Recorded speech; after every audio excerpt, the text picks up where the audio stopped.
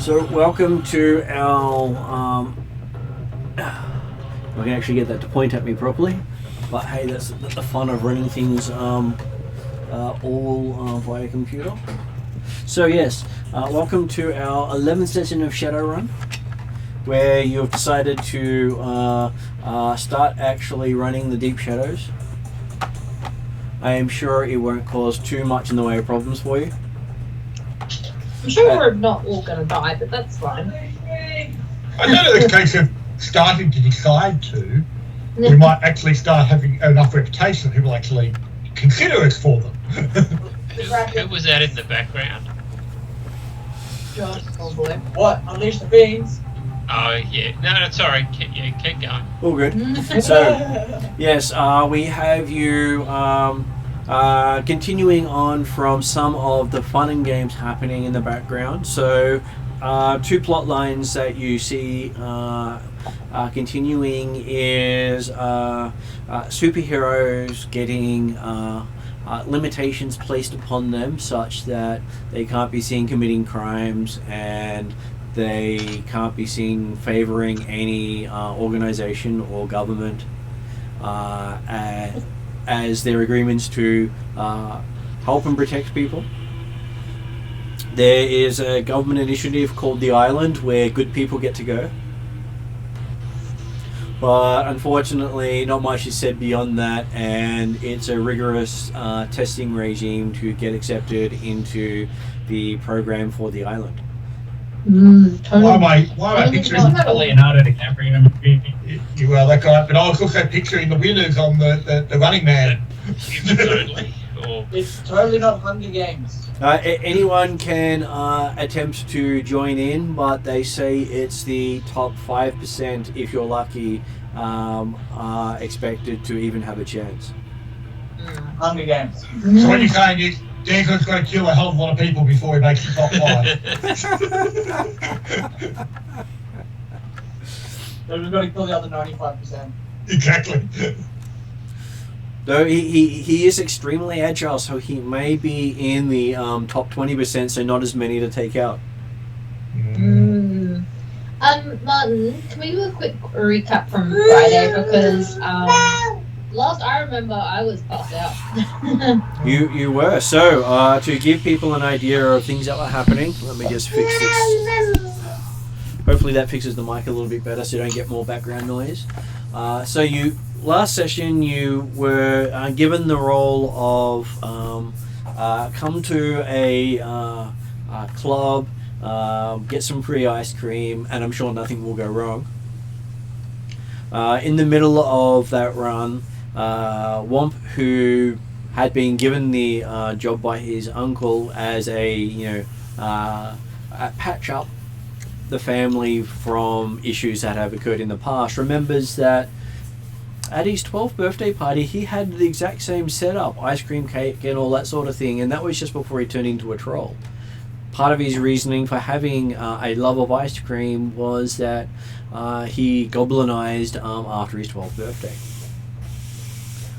So he remembers it in particular as being a great time. Then forces unknown to most of you tried to capture you apparently wearing the Aztec logos and symbols, and with the help of Desrin and Shadowstar, you stole the vehicles that were trying to take you away in because, well, they thought you were easy targets and wouldn't have backup. Given Womp's and Georgie's reputation for ice cream, they expected everyone to run into the room and start gulping down ice cream while they gassed you. They researched the party well. And then Desrin and Shadowstar took off with the vehicles until the kill code was hit, at which point they left it in an alleyway and then snuck away with a few close calls. Cool. Taking the train out with Bolt and Georgie having to be carried most of the way. Apparently they had a little too much. What, paid or catering? Hard to tell. I'm pretty sure mine was being tasered to, half to death, but anyway. Well, Did Vlog keep the door that he ripped off again? well, most people referred to Bolt as that Marshmallow King, considering you were so highly covered in marshmallow in ice cream that was then tasered and fried.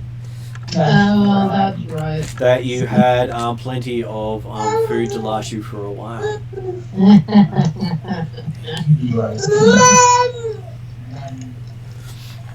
And so, yes, you managed to get out without losing anyone losing any limbs, or being confined to the rest of your lives to a cell with ice cream. Which Bolt would have been really upset about, because he's not quite as much of a fan of ice cream as the rest of the party, but... So that was the recap from the last session. So now I will go through and have people introduce themselves. We'll start off with David, who's going to have to duck off soon.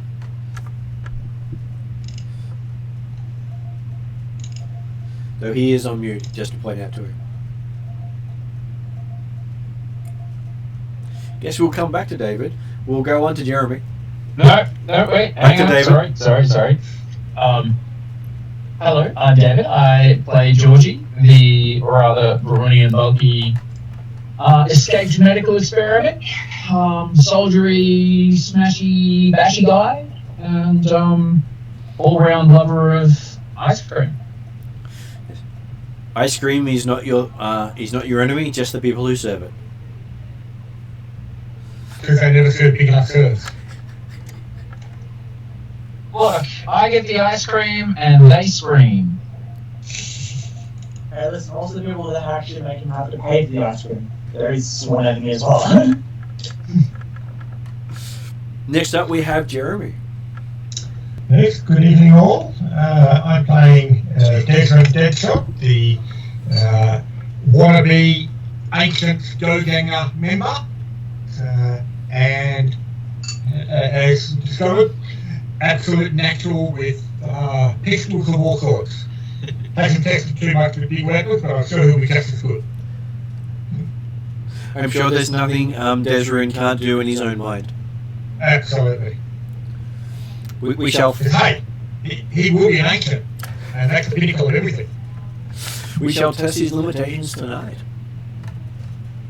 No, issues there, I'm sure.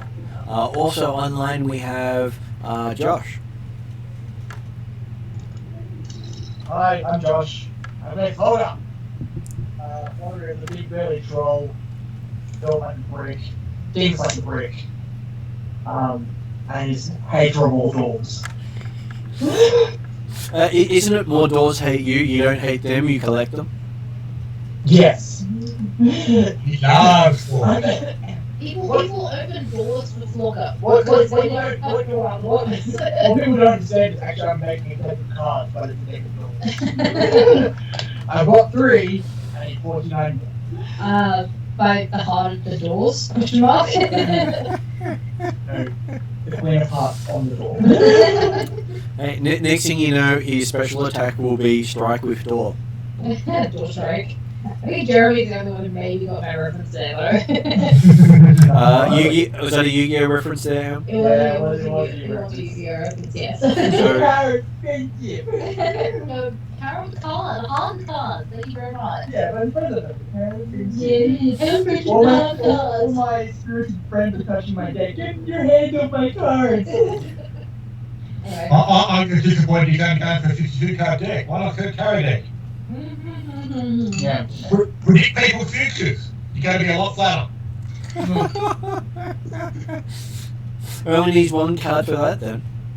I see a door in your future. Oh, there's a door. I see a future. Unfortunately, you won't step through it. It will crush you. In the eye of the I can't even scream of your Next up, we have M, closely supported by Mia. Yes. It's basically what Bolt sounds like when he's talking really fast. He also runs really fast. That's you waking up asking pain. That's me waking up asking pain. No. What happened? Why am I still alive?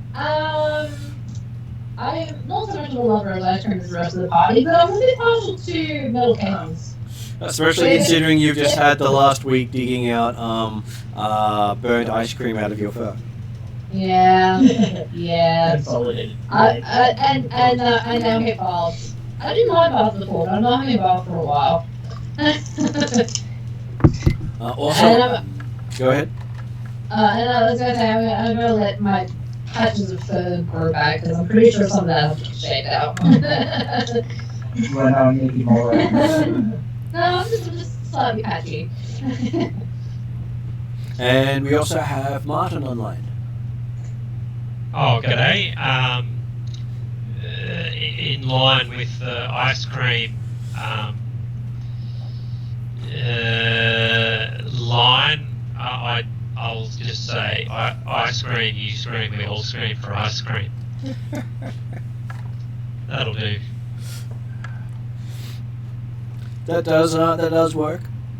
Okay, so a few of you have been contacted by some of your friends over the last week with some news that will make you happy. So starting off with Georgie. One of his friends has told him that there's a Johnson with a run that would interest Georgie. Involves lots of ice cream, doesn't it? No, it actually involves a facility that Georgie used to be a member of. Where they treat everyone like family. Quite possibly, except he was a number, not a person. I'm sure he'll get back to us when he rejoins us after food. But he's a stormtrooper. Which explains a lot that no, he's not shooting anything. Yes. Oh, he's back again, possibly. I'm sure he's just gone through a valley. Yeah. Yeah, not really.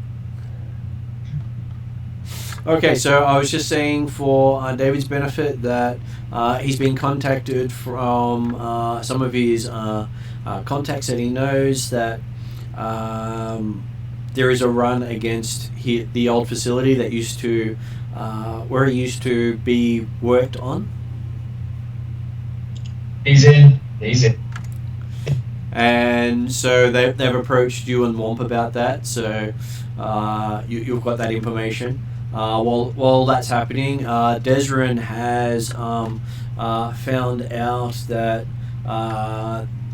that the ancients seem to have their eye out on him, hearing about some of his exploits. But they want to see how well he performs, so they've suggested he head on down to Reno's and find himself a job. Okay. As they know someone down there is looking. Okay. So, does he know the reference to Reno's as a location, etc.? Reno's is rumored to be the in place for people wanting to get into the business of shadow running to actually find jobs. It's what they basically lovingly term equivalent of Tinder for shadowrunners, where you've only got your appearance to make the sale. Mm-hmm. If you don't look the part, you don't get the job. And the Johnsons and Shadowrunners mingle in the bar.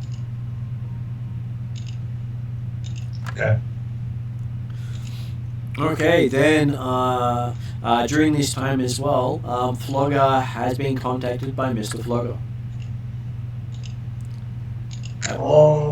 Apparently, he has set up a second referral for you after he got you the job with the Knight Errant and Fight Club. Oh, yeah. This time he's passed on some details for you to do some bodyguarding work to see if you can cut it in a big time. Oh, no, it's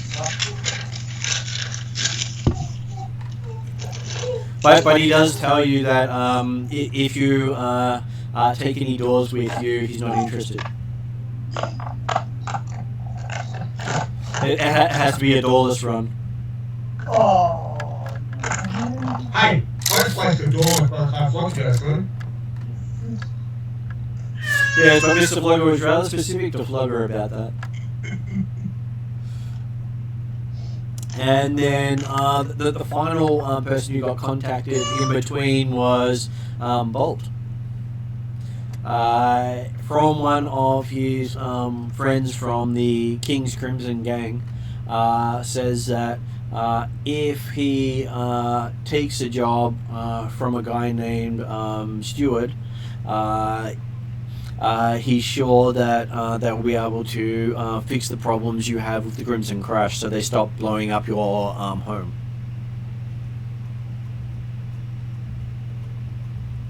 I'm just in the bathroom at the moment. I'll let her know what you said. That is fair. Okay, so tonight's session starts with the 4 different jobs floating around, and you guys having to figure out if you sign up for 1 to 4 of those. You can potentially do all 4.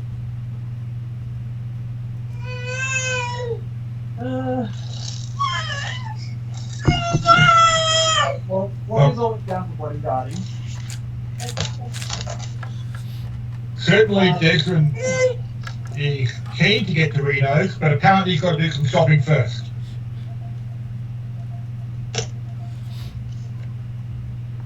So, That is fair, though Desmond does know he's got to show up with a team, not by himself.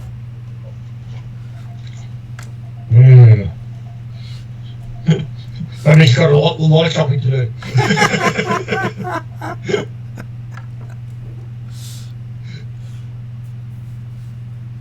Okay, I'm just going to grab the right book so I can refer to the stuff you want to buy. Oh.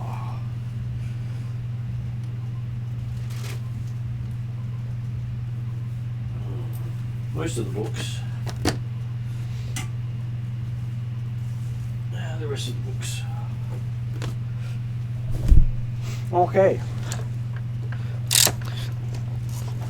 So literally on this day, you've all managed to get contacts, and you've just caught up together again. What do you want to do?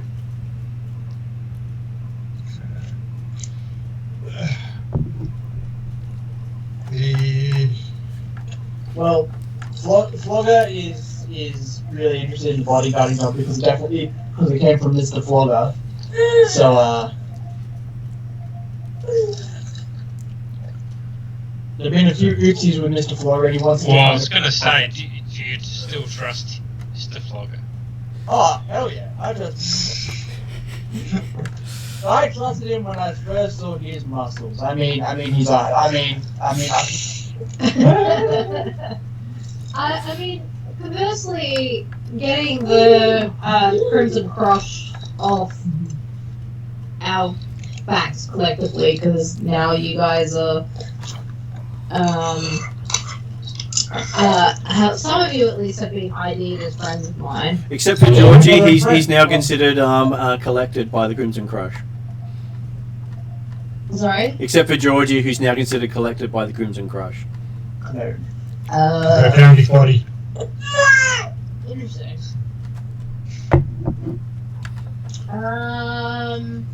Yeah. But yes, I would agree that it certainly Crimson Crush is a high priority, particularly also if getting them off your back involves eliminating them, because that way there's less concern for the ancients. There's that, so there's a bit of two sides to that then. Okay, so from Bolt's perspective, what he knows about the job is you've, through your contact with the King's Crimson Gang, you've got to meet contact Steward at Matchsticks, located near the Needle in the city centre. It's a data steal job, and they're talking about 50,000 Nuyen credits as part of the job. Considering up until now you've been being paid in hundreds, 50,000 is a huge step up in the job. Yeah, wow. And that's total or each? You don't know because you're not talking to the client yet. Oh, okay. So for Flogger, he's told that it is a protection job. He is to meet the contact in Underworld 93, a rocket club, and to catch. And the person you've got to catch there is named Max Foley. And you're looking at roughly 5,000 credits per guard you provide. And are these all time-sensitive ones? Like, Well, if you don't sign up to them, someone else will. You don't know how much, what the details are about them, but most times jobs aren't you must do it today. You generally have to spend time investigating and planning and then doing the job. Yeah. And sometimes they give you money up front. And Georgie's one is you've got to meet up in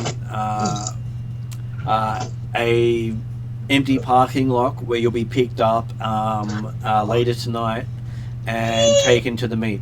And they are offering 60,000 up front for accepting the mission.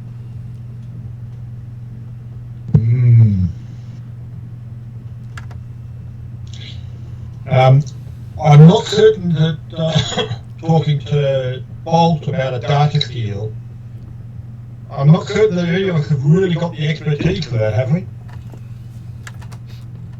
I'm sure. I don't. I'm sure it's just computer stuff. You just push buttons, don't you? Well, from the outside, yes. We might need to try and hire some extra help if we're going down that pathway. But hey, that's not going to ask and confirm what the situation is. It's always possible to hire extra runners. Because then, of course, I say, if we do one of those, then we might have enough money for Declan to make ourselves look good enough to talk to the ancients. Or the ancient scouts. Well, the scouts are watching your first run at Reno's, yes. So if you can get a job through Reno's, then they may actually show you some interest. Yeah, but the point is that to get the job at Reno's, he's got to look the part already. So mostly you've got to show up. If you can't get into Reno's, then you're not even considered a Shadowrunner. Mm-hmm. But of course, yeah, that's another factor is certainly Underworld 98, whatever it was, for Flogger's job. Flogger's job, yeah. That's a pretty upmarket sort of club. So, again, it'll be a case of doing a bit of shopping first of all to get some clothes that don't look like you've slept in them for the last ever, and while sleeping in the bottom of a basement with rainwater. Or it has the smell of burnt ice cream attached to them.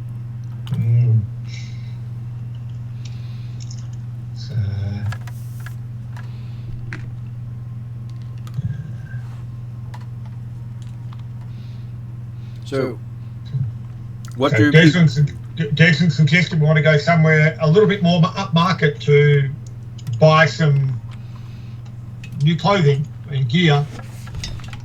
So can we say that the data steal is out?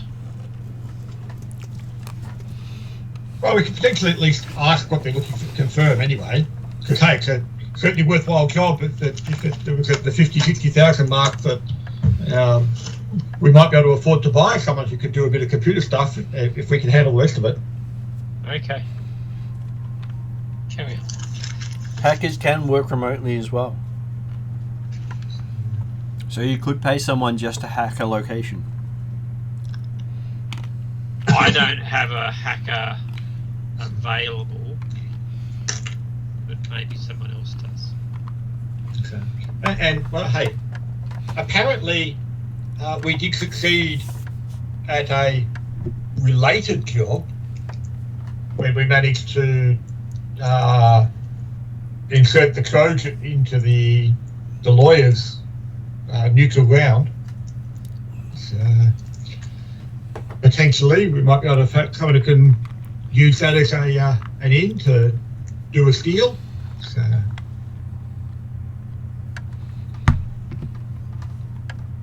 So you do have experience with doing data runs? Yes. So, as far as I'm concerned, I'm pretty certain that we didn't actually do the job. We were just the cover for the people who actually got in there, but maybe we can find the people who did it. That'll be good.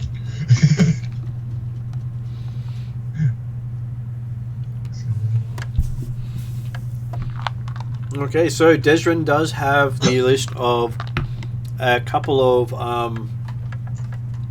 upmarket second-hand stores. Mm-hmm. So, yep. So, some place that's possibly not quite in the Barrens, but certainly on the border thereof. Well, nearly all suburbs have their charity shops. Yep. So, And the upmarket charity shop definitely has quality goods that may have only been worn once. yep. So, it was a rather terrible use of them, but hey, it was only once. So, That's when you got the cyberware that's only been used once as well. I'm sure they don't need it anymore.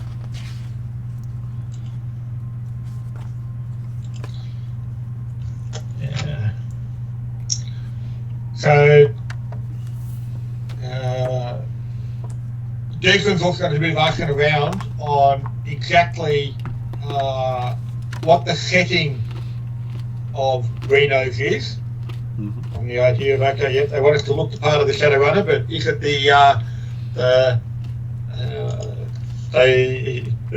would looking at part of the SimSense Shadowrunner work the job, or are they looking for real Shadowrunners? And therefore, and also, yes, how well does Desmond know the difference? Okay, so and what sort of friend does Desrin ask? As in, he's got contacts. What sort of contact does he approach? You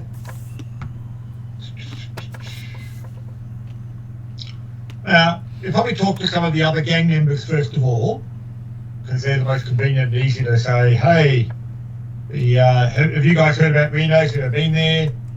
So, but then he'd also be curious. Flogger could talk to Mr. Flogger, who's obviously experienced in the world. So, He could. to get his understanding. He could. What does Flogger say to that?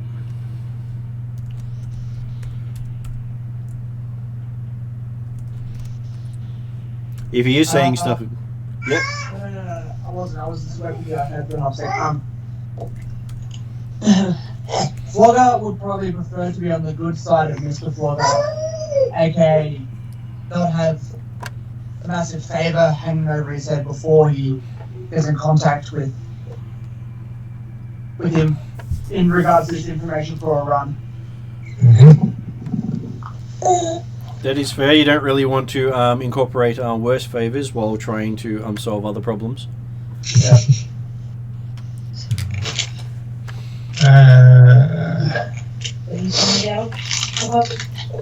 So, from the gang members that you talk to, they tell you that Reno's is a little too upmarket for them.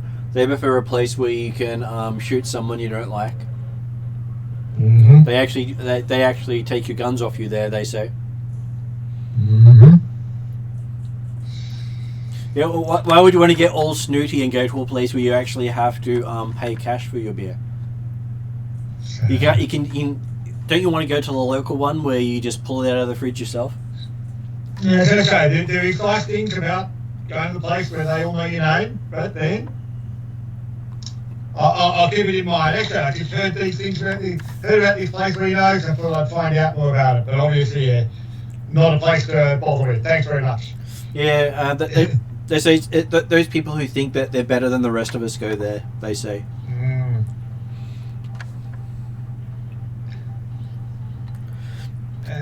Did anyone else want to talk to one of their contacts? You should at least have 2 contacts each that you can call upon for questions. I wouldn't mind questioning. Is this about a single job or is it about our own specific ones? You can talk about any of them. This is someone who's your character's friend who will be added to your character sheet.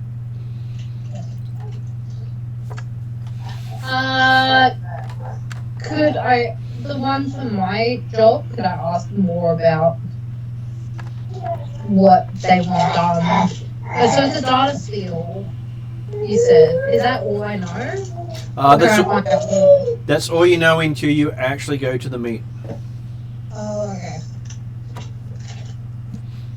So, but you can ask contacts that you might have about the location, where to get stuff.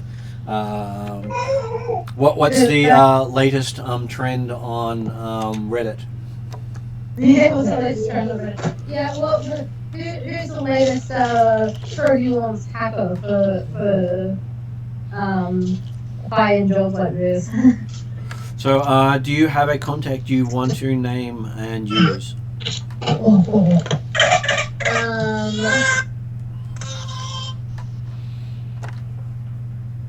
Sorry, me, I just tripped over.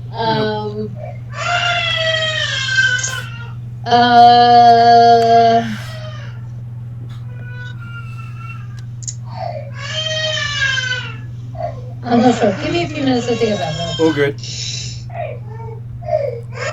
So, Martin, did you want to have a contact for Rakesh that you can ask questions to?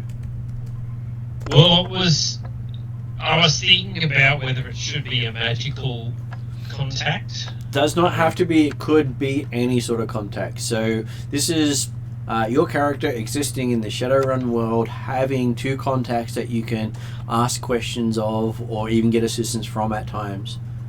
Well, I guess I needed someone to smuggle me into the country, so a smuggler contact might be nice.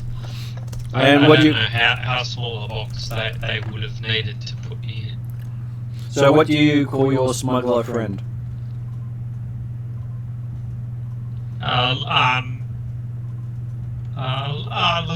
Louis the smuggler. That'll do. Okay, so yes, you can contact Louis the smuggler and ask them questions if you have any questions you want to be answered right now. I don't need questions unless someone has suggestions about how these questions should be, like questions that should be answered by this person. But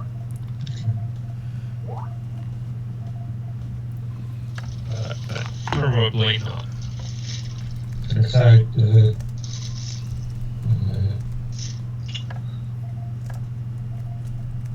Georgie just putting some comments there that he was particularly wanting to talk to. Yep, I just noted that down for him, so that will be added later. Okay. And it was OW who sent him the information about the run. The fact that the way to get back at the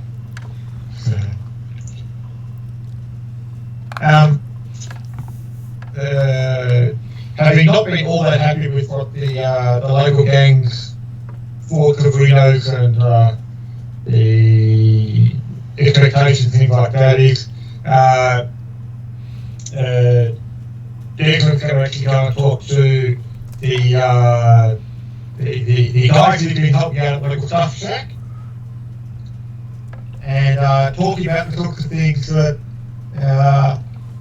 he's going to be in the market for something a bit more upmarket than what we've normally seen here. The best place to go to is into a place like Underground 98 and or into Renos and ask them what's their reactions to those places. Okay, so so you meet catch up with Wanda, 22-year-old working at Stuffer Shack.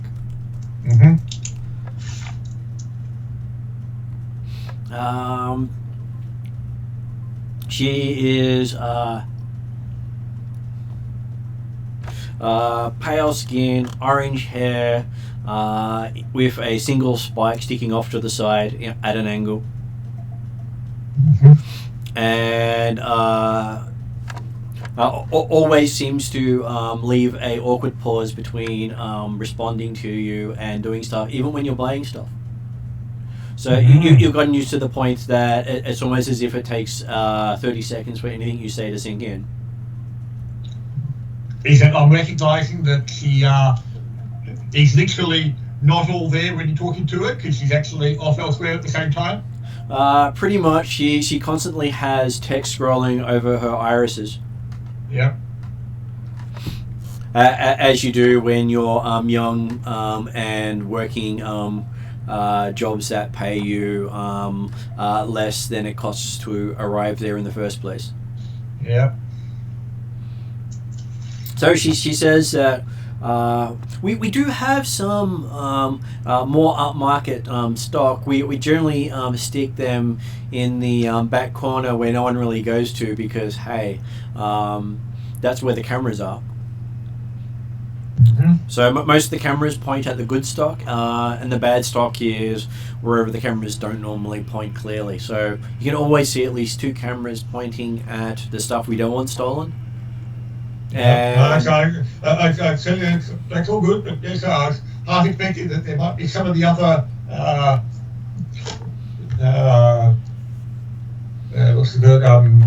Stuffer Shack locations or stores that might have a slightly different range when they're not located in this neighbourhood.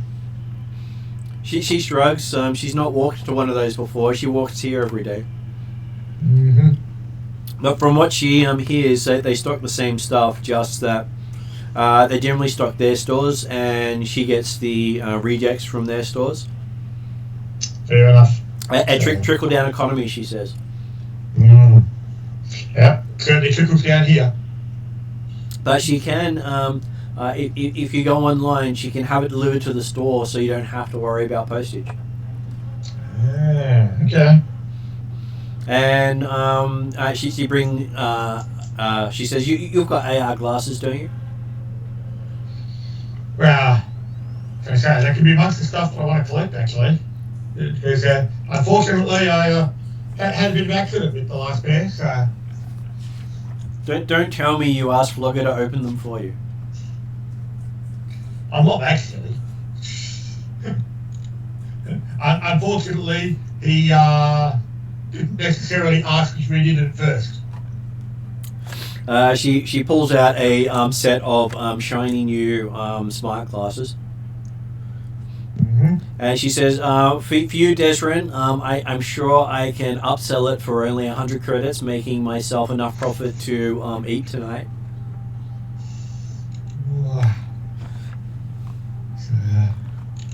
Sounds good, but I might be in the market for something even a bit more, like I say, they're great for the show, and I think it's certainly worth looking at. But what about after dark, when you might not be wanting to be seen, but still see everything? So, Well, I've heard about some great goggles that you can have even more capability than just the smart glasses. so which ones are you looking for there, Jeremy? I was looking at things like the infiltrator goggles. So, in the Shadow of the Beanstalk type things.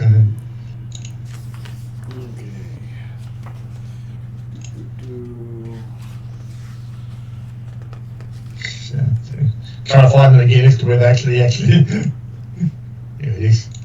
So, Infiltrator goggles. page 96. Yep. So, Okay, so she goes, oh, something like that. Well, I'm sure I can do you a deal on that one. She says, sliding another box out from under the counter.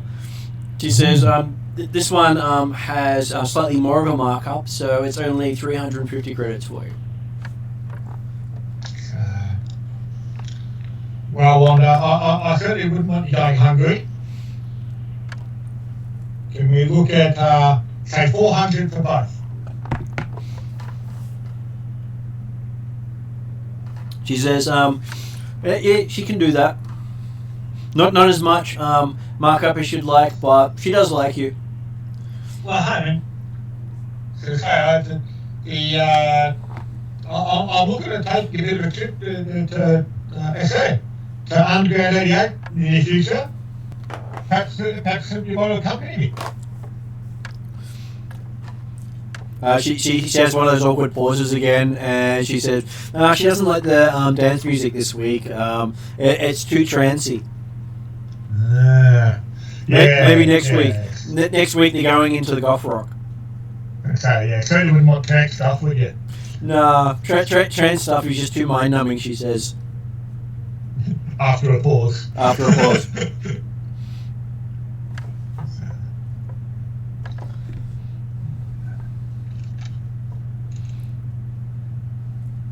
Yes, you have yourself some infiltrator goggles and some smart specs. At which point, when you put on the smart specs and connect them into your smartphone, she can send you the Stuffish Chat catalogue, and you can finally see for the first time what they have on offer that's not in the store. And it's almost like you've just walked into a toy store. There's just so much here to see and do. And nearly every shelf has like 3 or 4 displays on them in AR. And also at prices way beyond what I can afford, but hey. And apparently this was all here all along, just that if you don't have AR, you don't get it. And obviously, yes, because they're not there physically. Yeah, they'll arrive when you need them.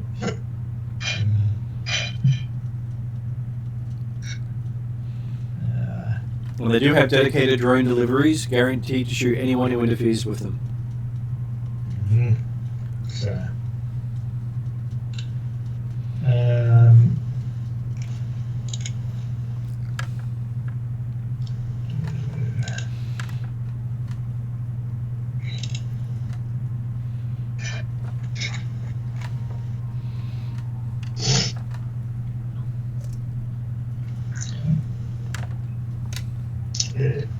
He'll also look to getting basically a fresh set of durable clothing, or quite effectively something that's not the stuff he's been stuck in all the time.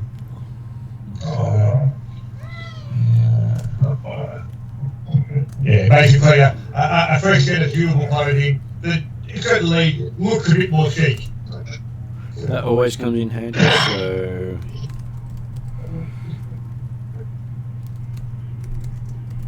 So you actually have to pay full price for that one. So it costs you, instead of the normal 50 credits, it costs you 55. Okay. I was happy to be going higher than that myself, so I'm all good to go. Okay, something that, okay. At least won't automatically look out of place when we get the Renos. Or too shabby. It's not too shabby, though you do hear that a few people do go for the concealed armor underneath, but hey, that's only if you want to go that far. Yeah, exactly. Digger's not worried about actually being shot, so that's okay. It's what to look like he's okay. Yeah.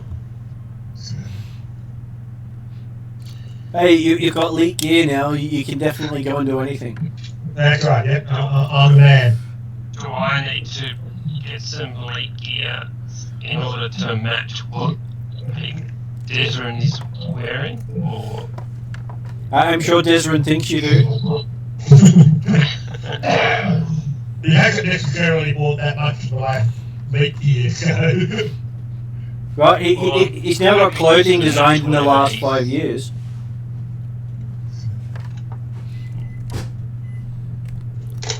Well, I'm happy to go up market.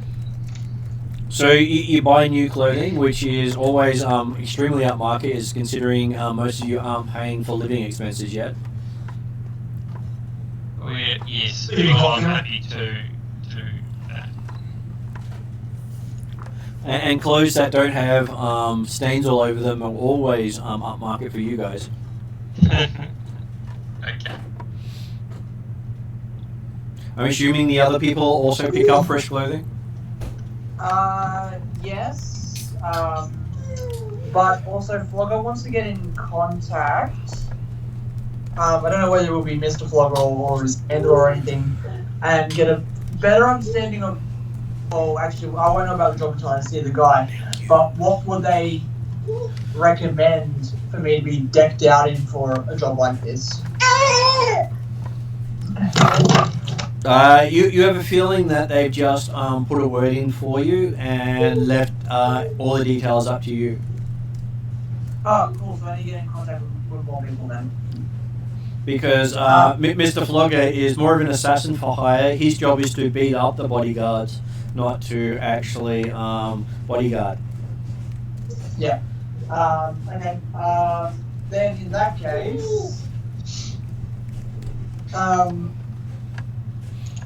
might get in contact with people who I've made buddies with, which I believe, I don't know if I have enough points with them. Well, this is someone that you're friends with that are willing to actually sit down and have a beer with you, so it could be anyone you know. Oh, okay. And this is basically a personal contact that doesn't have to be someone you've run with. Okay. You know your uncle. In that case, it's probably gonna be one of my fighting buddies, like one of my mates, who we've been every now and again see each other around the world. And what's his mate's name?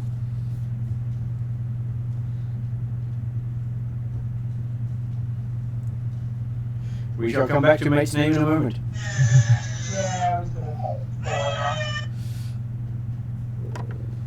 Okay, so we've got the contact so far we've got mentioned today is Wanda, the 22-year-old Stuffer Shack employee with a personality problem. We have Overwatch, someone who only contacts through the Matrix.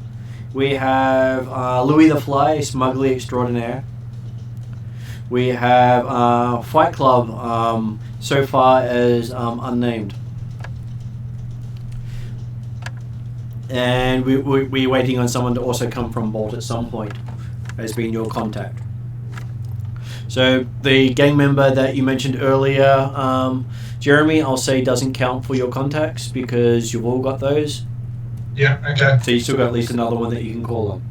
I will look at yeah. So think of it the equivalent as a surname for an NPC.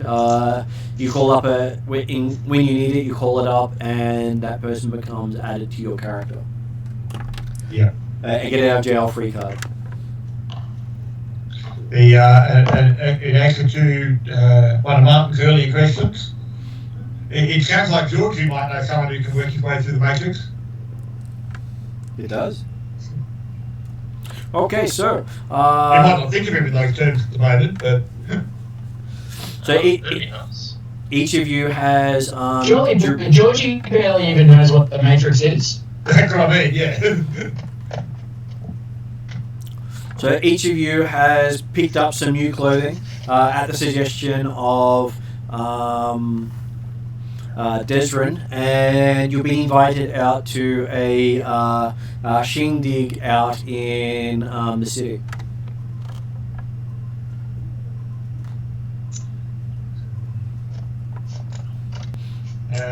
Yeah. So.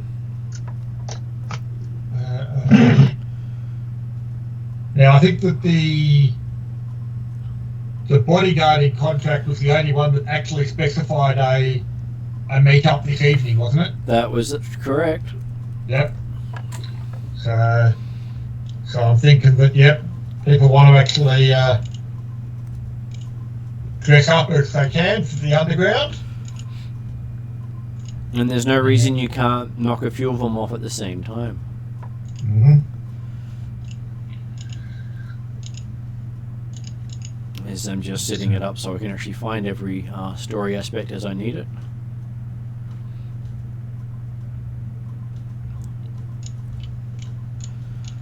That fantastic thing of having multiple things juggled at the same time. Okay, so...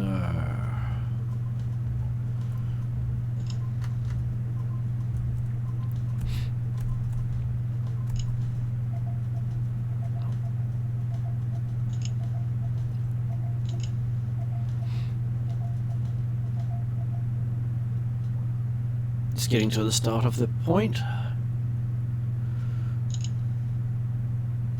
So you've been told you're heading out to Reno's early in the evening. So long before the meet up that Georgie has arranged for you. Georgie's got a meet-up arranged? What? Where's his one arranged? In a parking lot. Oh, that's right, yeah. So his is the one with a time. So you've been considering you've got time to kill. You may as well duck out with your brand new clothing while you've got it, Yep. and make an impression at Reno's. Or at least, yeah. Go in there and see if I can make an appropriate impression. If not, I can duck out before I get too much heat, hopefully, and then come back with better time. But at this stage, I'm feeling good. New smart specs, new clothes. Got the swagger. You have your swagger going with everyone following you in. Only cost you a small chunk of new yen. And he's certainly got his ancient cap on. And you feel the music as you're heading in. Realizing you can't take your big guns or weapons in, you've left most of them behind where you can go back and get them. And as you enter, you get a deep throbbing bass and the piercing ring of synth guitar going through your ears as you hear the rocker boys going crazy. Need to invest in side weird or sound dampness, but okay. So At the moment, you're all cool. you swagger in with the main thing you've got being the clothes on your back and maybe enough cash for a drink or two, considering how expensive drinks are at places like this. Mm-hmm. You've heard of drinks going for as much as 500 New Yen a drink. We're back on this wine. That's right. Let's work on the idea that, remember guys, we need to make a good impression. Don't screw it up. Okay, so while you're doing that, you feel a light touch on your forearm.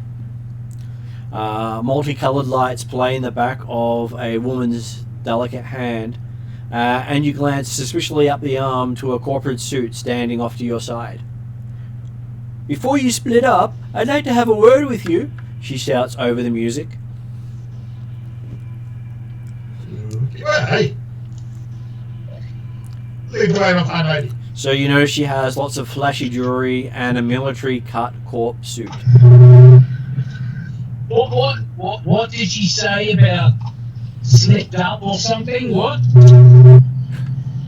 Just keep it us, Georgie. You'll meet the locker room at the end of it. You really want a corgi? I didn't know you like dogs. And she says, "Oh, good, follow me now," and heads into a empty booth in the corner. Yeah. They're definitely going to get, like I say, obviously, voice is difficult, so you certainly give it a handshake. Yeah, come this way.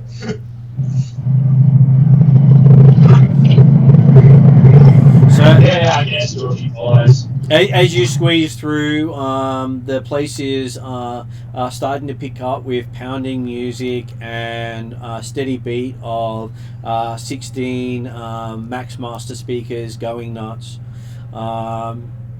She sits down and starts to make a pitch to you. Before even one of you manages to sit on the seat.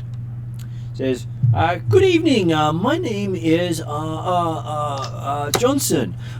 She says, stuttering a little bit, trying to figure out what to say. "I am looking for some professionals to assist my employees in retrieving some stolen property. The job must be carried out in a low-profile group that can recover the goods with a maximum, she pauses for a moment. A minimum of attention. I don't want anyone to notice you've done it. The opportunity could prove extremely fruitful in both terms of money and status. Unfortunately, I need to know if I found the right group of people. Are you up for a recovery job?" She hasn't got a clue what she's doing. I'm out. Georgie gets up and walks away.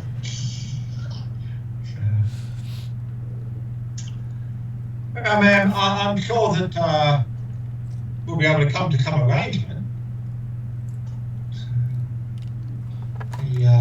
Like I said, it's important that my colleague there, part of the deception and distraction plan. Well, in that case, she says with more of a stutter. Georgie starts obnoxiously dancing with people and being very irritating. See? Very good distraction. Says, "Well, I've asked you over here to offer you an opportunity to make some money, a sizable amount. I need a group of professionals to reacquire several pieces of hardware that were stolen from my company. I cannot afford to have the run make the news, so I'm willing to work with younger talent. If you're successful, your careers and cred sticks will be greatly enhanced. Unfortunately, it does need to be kept quiet." My question... Soul discretion, man. Soul discretion. This is such a trap. She says, "Well, if you... We have certainly managed to obtain hardware in the past. We can recover items very successfully." She's happy with that. So if that's the case, get your team together and ready and meet me at the Banshee at 1 a.m. and don't be late. And I'll give you the rest of the details there. Do I recognise the name Banshee? Like as a location, or as opposed to a military tank? So you recognise the Banshee as a small bar in the Redmond Barrens. Right. A place that you guys go to when you've got more money than sense. Yep. Because you actually have to pay cash for stuff there. You can't just do it with Recognize favours. the Banshee as the sign of a future trap that you're about to walk into. Hi. At least it has the advantage of a lot less effort to walk into the trap than it was to walk into the ice cream parlour trap.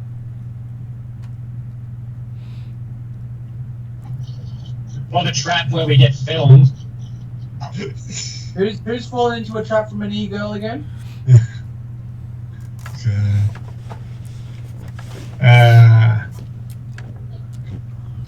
She's. Is there, okay. When you say hardware, how big a cargo are we talking about? She says something that you could hold in your hand. Oh, okay. So it would be all the details of that will be told to you at the Banshee. This is not a secure location to discuss work details. Mm-hmm. And just confirming for my purposes, she was saying we're meeting her at the Banshee, or we're meeting other associates? You're meeting her at the Banshee. Right, yeah, okay. So she sticks out her hand and says, if we got a deal, I'll meet you there. Well, we can certainly meet to discuss further, ma'am, and if nothing else, it'll be a lot easier to talk. She agrees with that and heads off. As she heads off, I will give people a perception roll.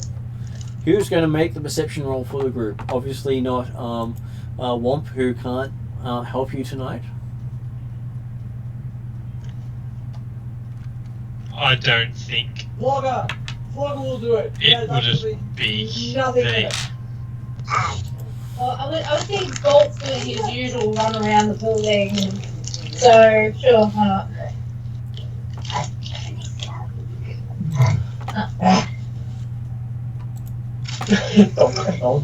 Well, as I say, Declan's probably a bit distracted watching the lady's legs walk away.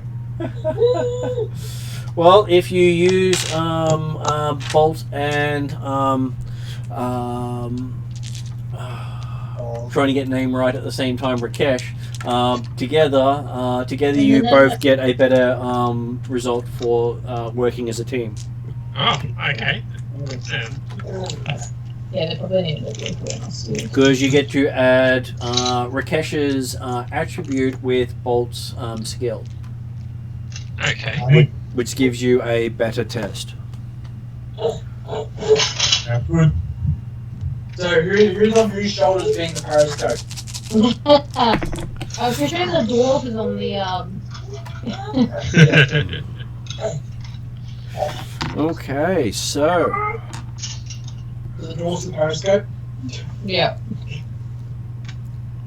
while Desrin is busily watching the legs walk out, Take that dog. Bolt and Rakesh notice that he seems to be she seems to be followed. You say Miss Johnson appears to be followed, or Yeah. the team's being followed? Miss Johnson seems to be followed. And I just noticed I almost had my computer run out of power because laptop wasn't plugged in fully. Marvellous. I was just going, why is that almost out of power? Luckily I'm not running everything off it, but hey, I am reading stuff off it at the moment. So what you do manage to notice is that a small man in a dingy leathers watches her leave. He glances at all of you and seems to take a picture with his glasses, and while whispering into a wrist communicator, and then starts heading off after her.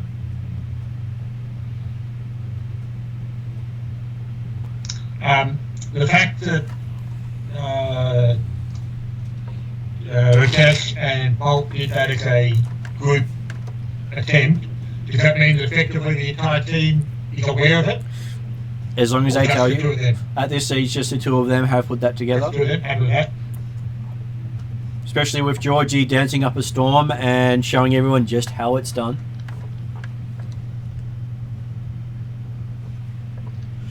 Can I tell the rest of the group what I've seen? Yep, what do you tell them? I've seen the woman. Oh, not the woman, but another observer has been taking pictures of us as we leave the. Could that person be the, I guess, associate she was talking about? Could be, Maybe, yeah. but certainly, yes. She didn't actually react or indicate it was apparently aware of his presence. Well, that would either suggest she has really poor perception, which one would think that she would not have, or she would have good perception given her job. So it makes me think that it's someone she knows and that they're keeping tabs on. Maybe it's her first big job as well. Who knows?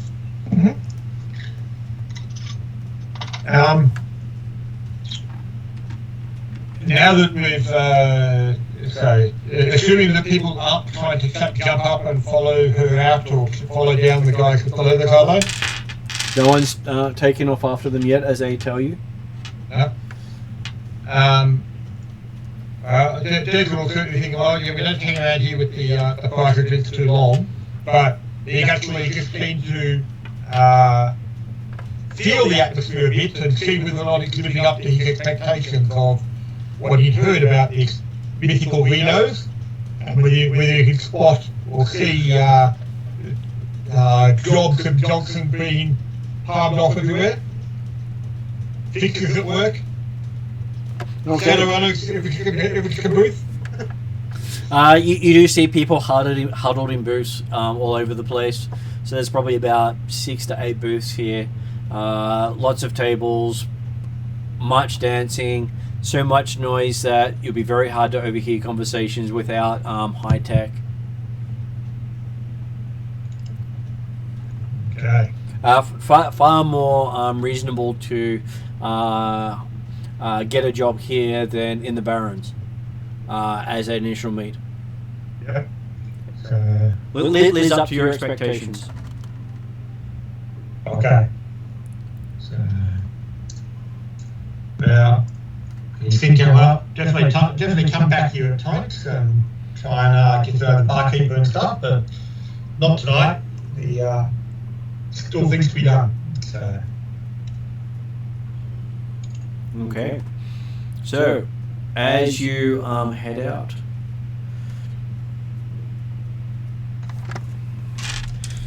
I will give the others a free perception roll as we head out.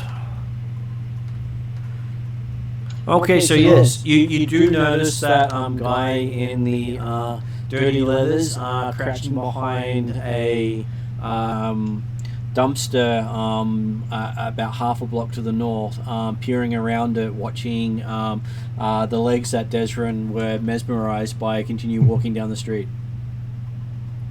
Oh, okay. Well, I was thinking we weren't moving immediately, but I'm happy with the fact that we're going through that way. So. Well, it's probably about 5 minutes at least. Okay.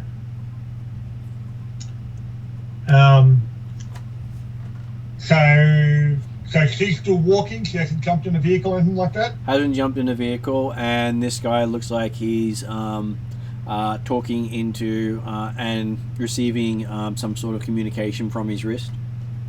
And so, but he's certainly watching legs, not us. He wasn't watching for us to exit the door, apparently. He doesn't even seem to be paying you any attention.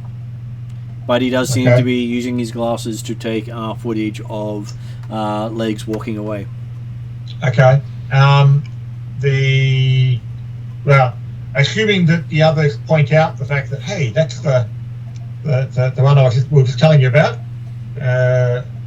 Desmond's certainly going to try and nip across to the side in the shadows and creep up behind him and aim to have a bit of question time with him if he gets the opportunity. So. Okay.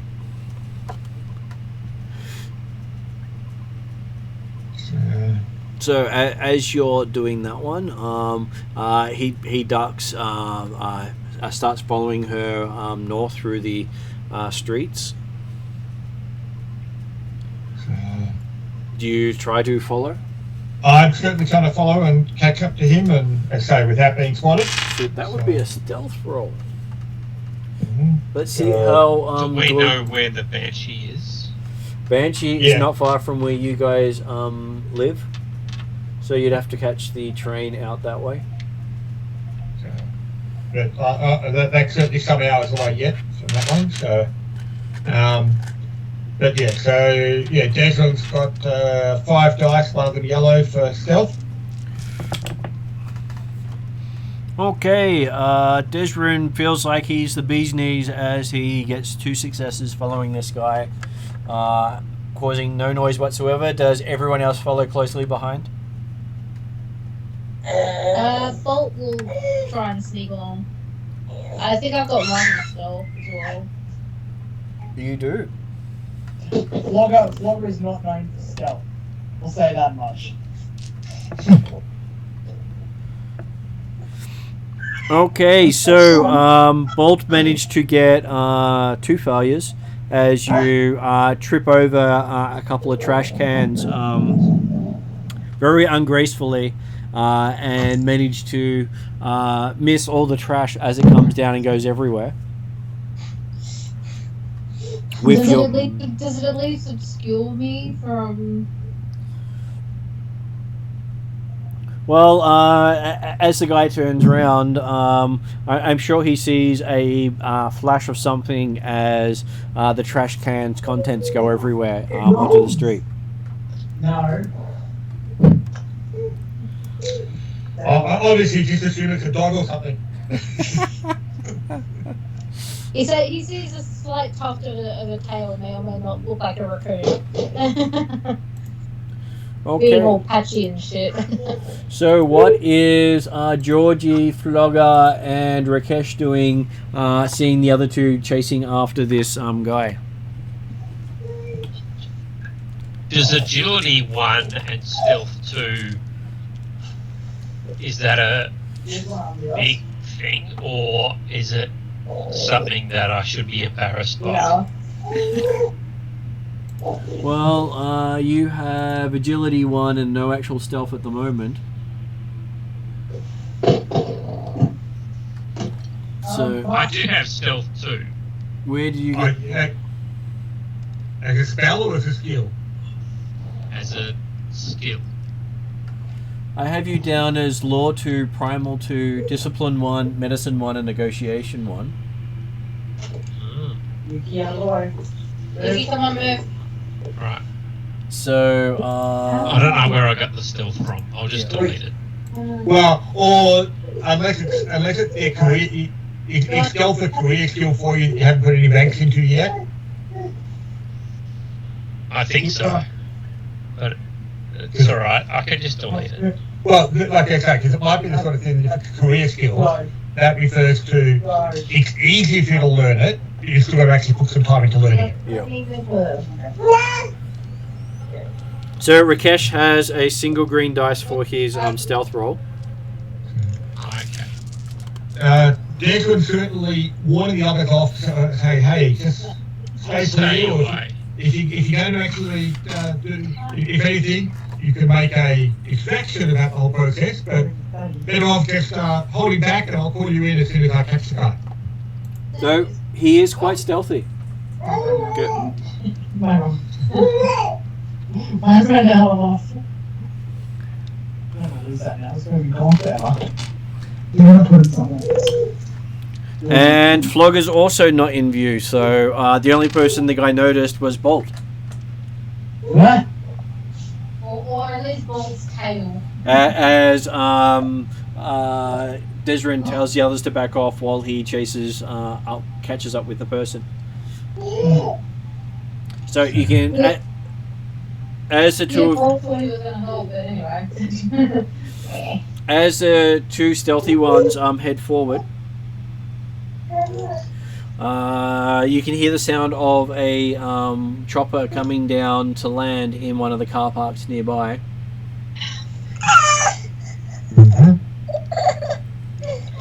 Hopefully picking up Miss Legs Johnson. Okay, so yes. And I'll see if I can jump on the guy in leathers before he can get a registration like that from the chopper. So. Okay, heading up. You manage to sneak up on him and pounce on him. And you manage to throw him to the ground. Okay. He's looking at you. He has beady eyes, a really terrible porn mustache. Now that you can see his face clearly in the light. You appear to be lost, friend. And he says, No, not lost. You don't look like you belong here. I can go then, he says. I'll head this way. He says, pointing off to the side. Now, let's just have a look at what you've got, what the images you've got there. I have no image. I am salesman. You buy? What are you selling? I sell information. What information you want to buy? And certainly Declan's calling up the others to be nearby on the fact that he knows, hey, if he did decide to run, then Declan probably couldn't stop him. So, but Bolt has caught up by this stage as well.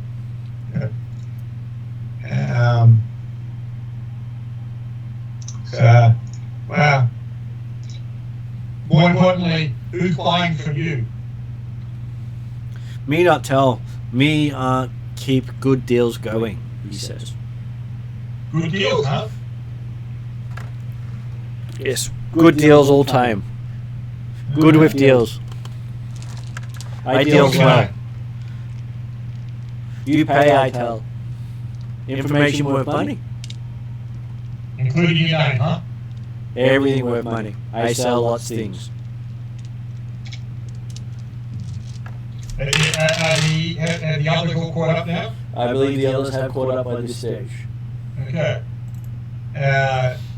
Declan looking pointedly towards Flogger and Georgie, saying, his name worth teeth? Don't need new teeth. Teeth fine. That can be fixed. Teeth already fixed. Got them done yesterday. Might need to be redone if you're not going to talk. But me talking now, he says. You're not saying the thing we need to hear. You're not paying me. You pay me talk. That's how me work.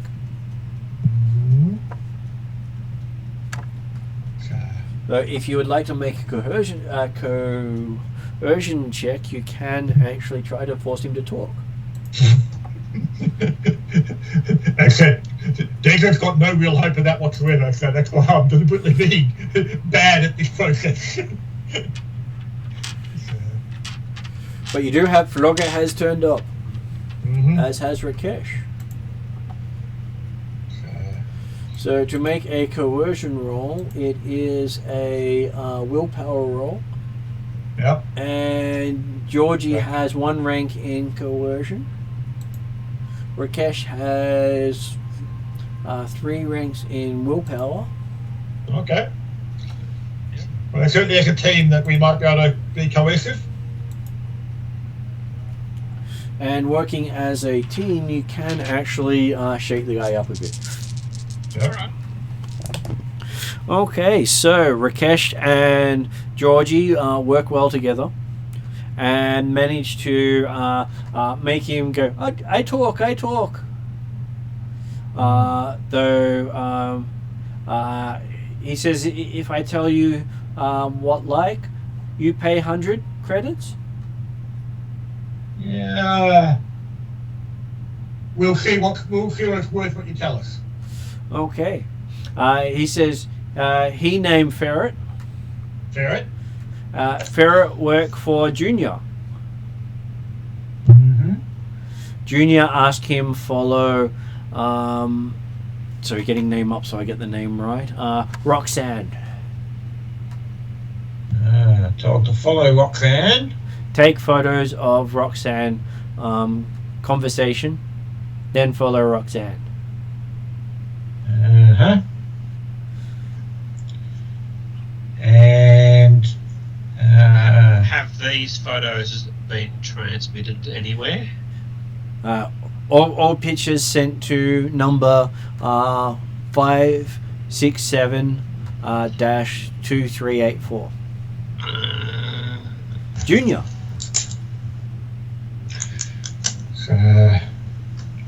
so who's Junior? Junior is number 567-238. Make phone call, ask me to follow blonde called Roxanne. And how did you find it? How did you catch up with Roxanne? I had picture to follow and told she would be at Reno's at opening. And have you got a picture of the Junior? I have number of Junior. His number is 576-238.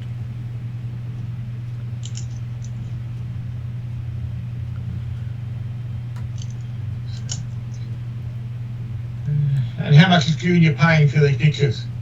Junior paying 100 credits per useful picture. Mm-hmm. So, what have you sent him so far? I have sent him over 100 pictures so far. Not being paid yet.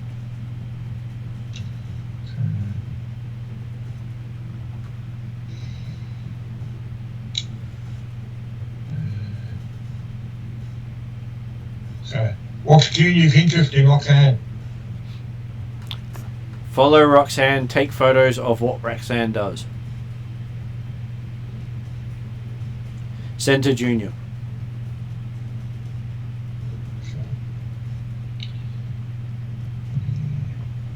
And how long were you supposed to follow Roxanne for? Until told otherwise. So, do you know where she's going now? I'm assuming she jumped on the chopper and headed away? The chopper is flown off at this stage, yes. Yeah. He goes, he not know, was going to get ID off chopper and follow.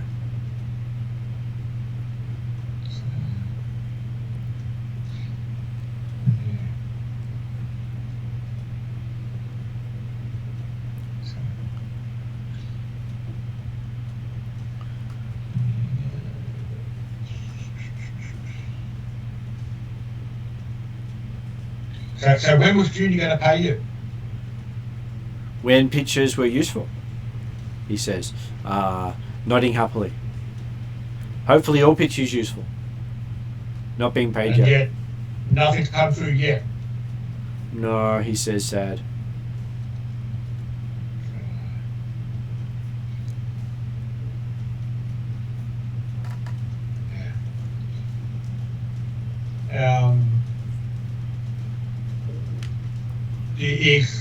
Is 576-238, is that effectively a phone number? Is that just an account number, or? It's a Seattle phone number. Right.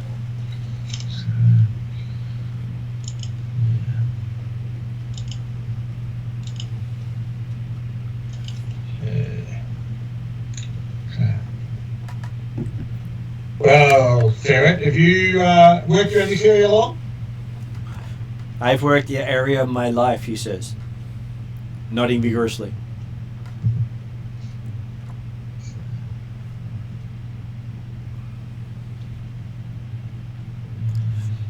Stalked many people.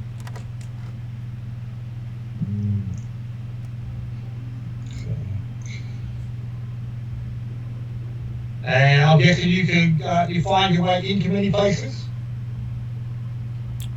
Always back way into most places, he says. Mm-hmm. No one checks sewer.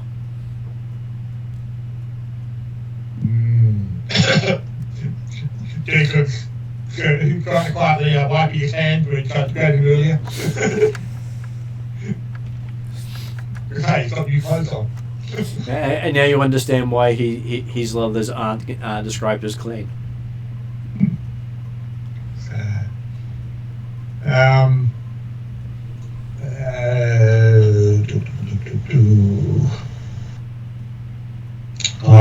can't think of anything more that I want to talk to him right now. Ferret being useful, he says with a hopeful expression on his face. I tell you what, send your pictures to this number as well, and then I've got your number, and we'll pay you anything that's worthwhile. He shrugs and says he don't mind how many people he sent pictures through. So your phone starts to have pictures start coming through to it.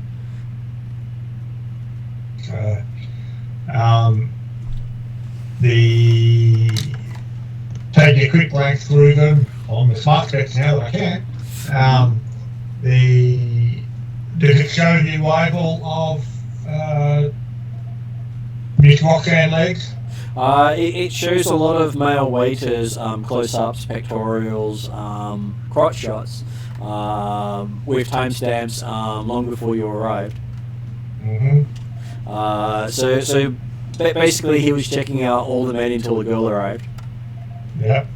And then after the girl arrived, mostly the shots were of her. Then there were close-ups of each of the team members. Georgie's butt on the dance floor. Well, it's a worthwhile part to photograph, so yeah. You can tell it was Georgie because you got to see the front shot, then the butt shot. Then there is this whole sequence of him dancing was recorded. Mm-hmm. I'm sure that's vitally important for his research, I'm sure. Yeah. So did it show the entry and arrival of Roxanne? It showed the her being in the bar about half an hour before she contacted you. Mm-hmm. And shows her leaving the bar. No one. She didn't talk to anyone else but you with your ancient cap on. Yeah, and so yeah, so just confirming on that one there. So the contact that I had to actually go to the Rinos was seemingly. Do I recognise her voice in that or anything like that? The one who suggested you come here. Yeah. It was one of your gang friends letting you know about that. So being an opportunity. Didn't they? Yeah, they were watching to see how new players were working the field. Mm-hmm. They always keep an eye out on new talent. Okay. And now you've made a job through the place that they're sure to follow and see what you actually do with it now. Oh yes, so that's right.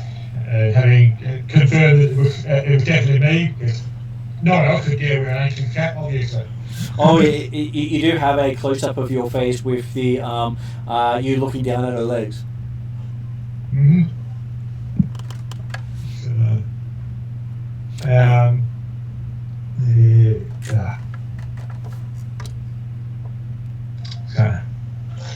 Well, I very much doubt Cooney's going to give you much for this, but here, I'll give you 50, and we'll talk to you again if there might be more you need. He says, okay, only 10% through photos. Got many more photos to send. I'm sure some of them useful. Well, okay, you keep getting what you got, and I'll let you know if there's anything more. Let us know if Junior pays or anything, and I'll put it back to whatever he pays. He nods. You realise he doesn't appear to be smart enough to actually lie. Well, I didn't say I would. I said I'd look at paying. Yeah. And hopefully, yes, he's not that I call that noticeable, but his leather might be a bit wetter after Flogger and Georgie looking down on him. So, of course, he might have been looking up at them with rather adoring eyes, but hey, that's a different thing. So yes, you managed to find out about where to do the actual job, and you now know the one of the names of the Johnson. Yeah. I'm assuming that we didn't recognise any sort of markings on the helicopter as it came down. You never got a good look at it, dealing with Ferret, as it were. Yeah, happy with that. You also didn't want to be seen taking down Ferret from the chopper. No. Just in case it was actually connected. And you realise you've just got enough time to make it to Georgie's meet. Yep. Speaking of, sorry about that, guys. So, yeah, I'm really respectful of stuff for me. It's all good. It's always a problem. Yeah, how dare they? Okay, so Georgie's meet is you've got to meet at a open car park not far away, where you'll be picked up by a car, private car.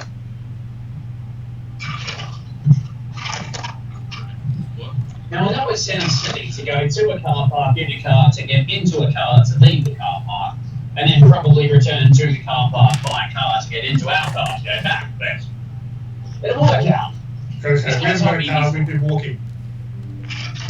Well, the other time, so that's just, oh yeah, that.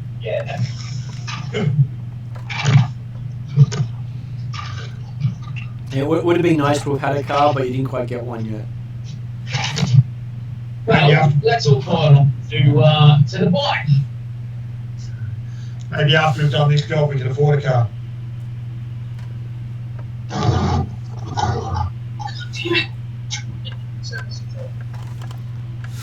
Okay, so as you make it to the car park,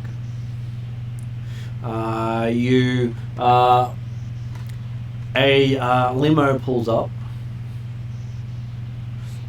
and the limo says, looking for a Mr. Georgie, please. Right, hello. As you see a well-dressed orc standing there with his hair gelled back, wearing a suit worth more than you guys have made ever. That's a bloody nice suit, mate. Do you reckon you could get me one? He says, I'm sure something like that could be arranged. If you'd like to get in, though, he would request that any weapons you might have be placed in the boot here for safety. I'm the only weapon I need. He says, you're such a good weapon you are too, sir. Yeah, right. So, you want me to get the boot then? No, just physical weapons, sir. A weapon like yourself deserves to sit in the comfort of the middle section and have some champagne on Mr. Johnson. I don't really drive. We'll drink that weird stuff, but alright, let's go. Come on, lads. Jason's happy to get into a comfortable vehicle. Okay, so getting in, you realise you're being spoiled. This is real leather seats. Sitting on it, you don't even feel like you're sitting on anything, and you feel supported, comfortable, warm, and strangely comfortable in a way that's just weird. Go ahead. Yeah, right. This leather's bloody nice. Not troll leather, is it? He says, no sir, only the best cows were used for making that leather for you, sir. Declan think that the seat doesn't feel right. Proper cloth cows. So Okay. like even fancy cows, like proper wanker cows, they're all like, oh yes, oh, moo, moo, moo. And then some bloke just comes up in fucking bang! No more cow, and we got ourselves some leather.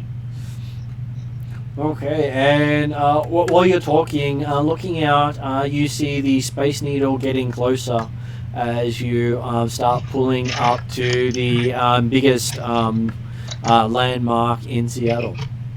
And you realize that you're actually pulling into the car park of that landmark. We're going up there, are we? You have a feeling Georgie has just put you in one of the big time jobs. As you pull up in this car park and you see a elf done up very effeminately with a waiter's uniform standing by the door waiting for you to get out. All right, I'll get out. Don't want the riffraff spoiling the leather. He bows as you come out, saying, if you would come this way, sir.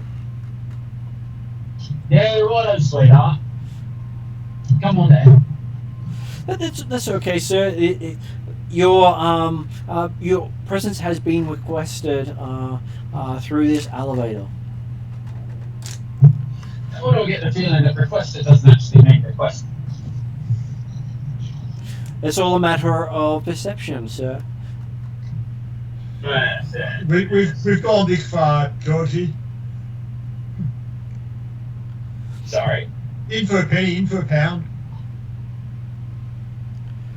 As the elevator opens, you realize that this is a private elevator, and he gestures you all inside as he steps in. Now, tell me, how does one get their own private elevator? Like, it's a big building, and it's a private elevator. Like, surely not everyone has a private elevator. It's sort of very extravagant, isn't it? It is, sir. It goes all the way to the top. It's ridiculous. Like, And only the top. And only the top, sir. What if you wanted to go to the restaurant or go to shops or something? You're on a different level. What, you go all the way? He looks as Georgie seems to have gotten speechless. He says he can go to any level the owner requested to go to, sir. But only he gets to make that choice. And as far as he's concerned, you only go to the top. I mean, the balls on this guy. How much money has he really got? I don't know. There is a way to express that in a literal sense, sir. All of it. That's the answer. All of it. Declan's quietly talking to George. He's saying, wasn't this guy your friend Overwatch? Well, I mean, Overwatch. Nice, that's I dare say it's all part of one big organisation or something. Because I doubt this fellow runs all this thing. He's probably going to be on a computer sending messages out, break out. Okay, and before you even realize that the doors open, you didn't even know the elevator had moved floors, and you find yourself with a view over Seattle as you step into what appears to be a private dining area.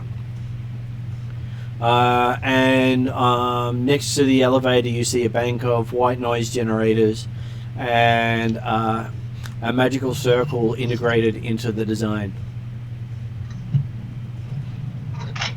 At which point the elf turns to you and says, "Your host will be here momentarily," and steps back into that elevator.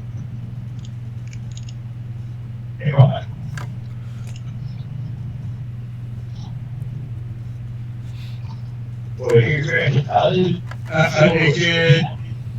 Is this just like a foyer area, or is there any seats or refreshments?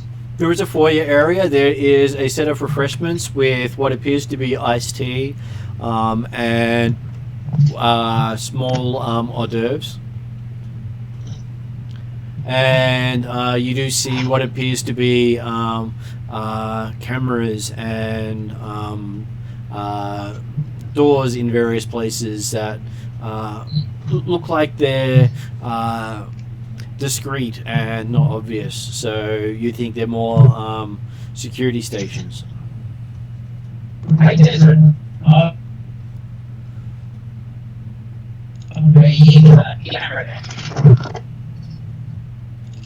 You cut out a bit there, He was saying, I bet you can't throw that at in the camera. I am sure you're right. Oh, go on, mate, give it a go. Not that that's necessarily the impression we want to provide at this location. Mate, other than how much bloody money is, think about what sort of impression you get. Well, but It's probably been watching this the entire time we've been together. exactly, but because of all the money involved, to me that's a good reason to make a good impression. Because then he's more likely to give the money to us. I reckon whatever impression he's going to make, he's probably already made.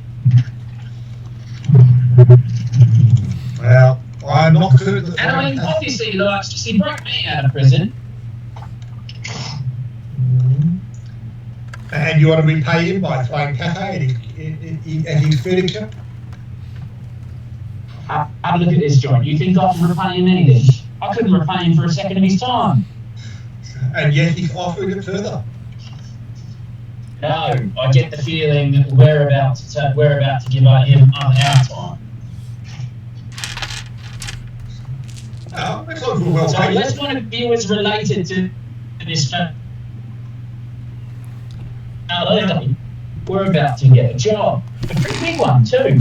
You hear a cough at that point, realizing that standing not too far away from everyone in the shadows, someone has actually been there the whole time.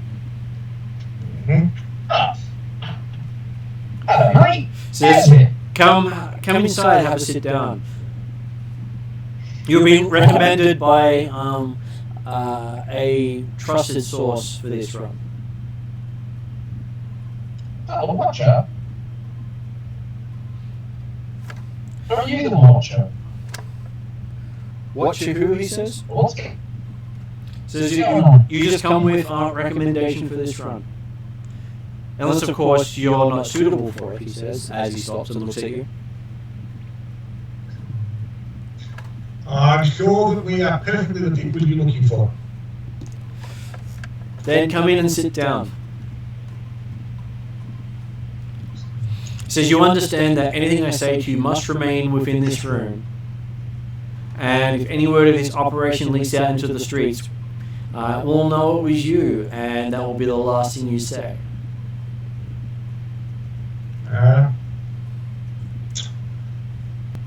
Discretion is the team's middle name.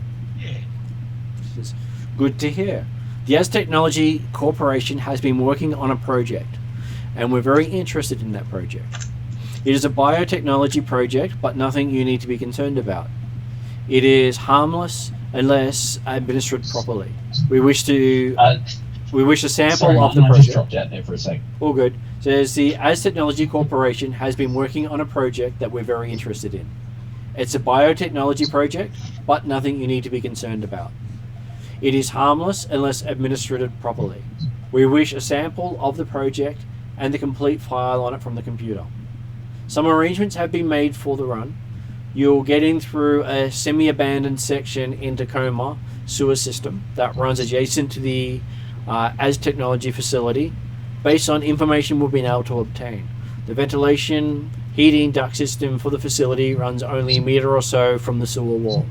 It should be a simple matter to break through the brickwork there and get access to the ducts. There is, however, an extra wall made of plasteel surrounding the entire facility to prevent exactly this kind of break-in. Fortunately, we've been able to obtain an installable catalyst that should weaken the material sufficiently for you to get through. The project sample will be somewhere in the laboratory section that you will be entering. Look for the analysis labs or storage rooms. The data file will, of course, be somewhere in the computer system, but we do not know whether or not it is isolated. We do know that the As Technology had some of their specialists in to work on the system when it was installed, which probably means it will take some work on your part. We also know that the last day or so, As Technology isolated the 2 internal systems servicing the laboratory to prevent access from an external node. All access will have to be from the facility itself. Once you have completed the run, make your way to the wharves and rendezvous with the SS Misha, a container vessel docked at wharf number 114. Get there before they notice that you have stolen anything, and your contact will be waiting for you on the ship. He will be an elf, tall, thin, with black hair. When he asks you if the sky is blue, tell him that it hasn't been since you were a child. Give him the sample and the bag and the data, and he will pay you. Being evening and the weekend, there should be a few people at the Aztec facility or at the wharf. He leaves it to your discretion what you should do about anyone or anything you meet. And he's happy for you to do some scouting or planning beforehand. But if you when you're ready to do the job, he will meet with you again. Yeah, right. Do we have any indication as to how long it might be before As Technology has completed this project, i.e. time span upon how long before we have to recover the data? They have been working on it for the last 10 years. They have, probably about 6 months ago, they had a breach with some of their test subjects escaping. And he is looking to sort out the details and get the stuff somewhere in the next 3 to 4 weeks. If it takes you 8 weeks for the best opportunity to do so, he will accept that, though you might get some less money. If you rush it and get caught, then basically you're dead. So he doesn't really care about that. He's not hiring for death. He's hiring for someone who will actually do the job properly. And he puts on the table 5 cred sticks and says, and the agreed starting price is 60k up front, and he will pay another 60k upon delivery of materials. Holy shit! Okay, Declan has trouble hiding the, oh my god. He will take one of the cred sticks and just quietly slot it to see whether or not it's 60k each one of them, or 60k between the 5 cred sticks. Putting the cred stick in, the cred stick says 60k. Oh boy. Jason's privately thinking, how far can I run on 60k?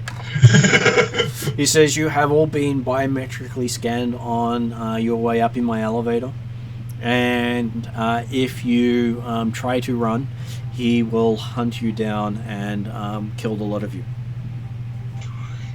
Yep, and Jason's really thinking, oh my god, they've put mind reading into us. And he says yes, he does have that skill.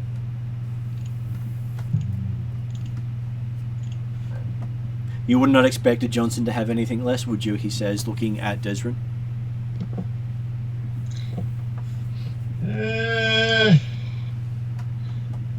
To be perfectly honest, you are certainly more of a Johnson than I've ever met. In which case, expect every Johnson to be able to read your mind, and you won't be caught short.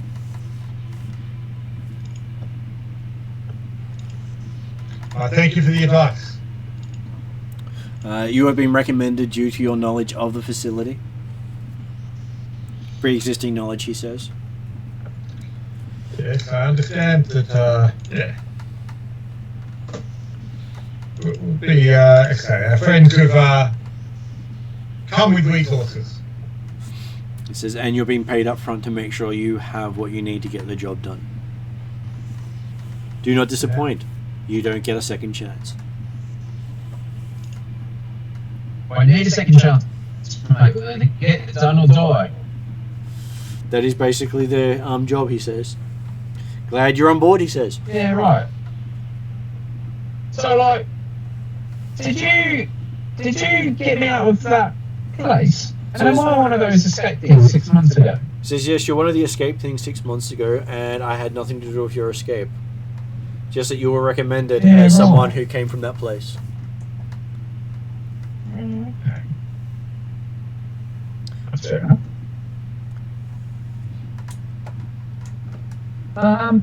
Okay, so I guess we're going to do this then. Or we'll do it one. Have we got a contact number to let you know progress and or completion? The trusted contact that Mr. Georgie here that got him the introduction will be able to contact me, he says.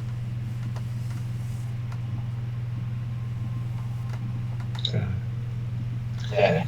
Yeah. That's alright. It's certainly been a pleasure doing business with you, sir. He pauses for a moment and puts a 6 cred stick down. He says, I've been informed that there is a 6th member of your team. Yes. Unfortunately, couldn't be here this evening, but will certainly be an integral part of the team when we complete the run. Yes. Make sure it's done sufficiently, he says. He does not care if there's collateral damage. Which means Flogger can steal doors. I do suspect that, I do have a feeling that when Georgie here returns home, he may have some frustrations to release. He also says that be aware that any noise you make may bring as technology upon you, as well as Lone Star. You have only until the authorities know you're there to get the material to the docks. If you were chased while taking the material to the docks, you will not be paid, and it will be considered a failed run. But we keep the upfront fee, right? No. That will be your funeral cost, he says. Well, but you mean funeral caused by Aztec and Lone Star, correct? Or his people. He's paying for Shadowrunners, not idiots with guns. Ha, joke's on him. Flogger doesn't use a gun. He looks at joke's on him. Georgie's only got one gun, not guns. He looks at Flogger and says, "Doors don't count." He says, and he taps his head, saying, "I can hear your thoughts."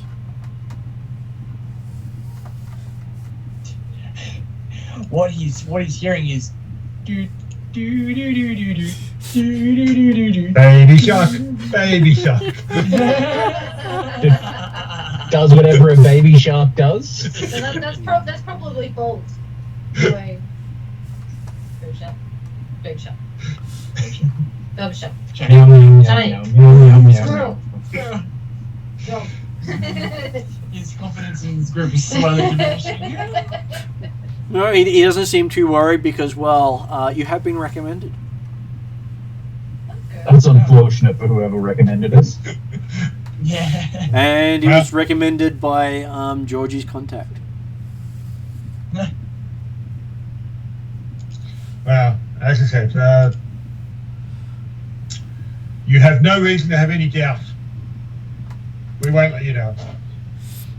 Apparently, Baby Shark is a reason, he says as he got up and starts walking out and saying, just make sure you get the job done and the money will be waiting for you on Pier 114. We'll be there. He's suddenly a lot less confident.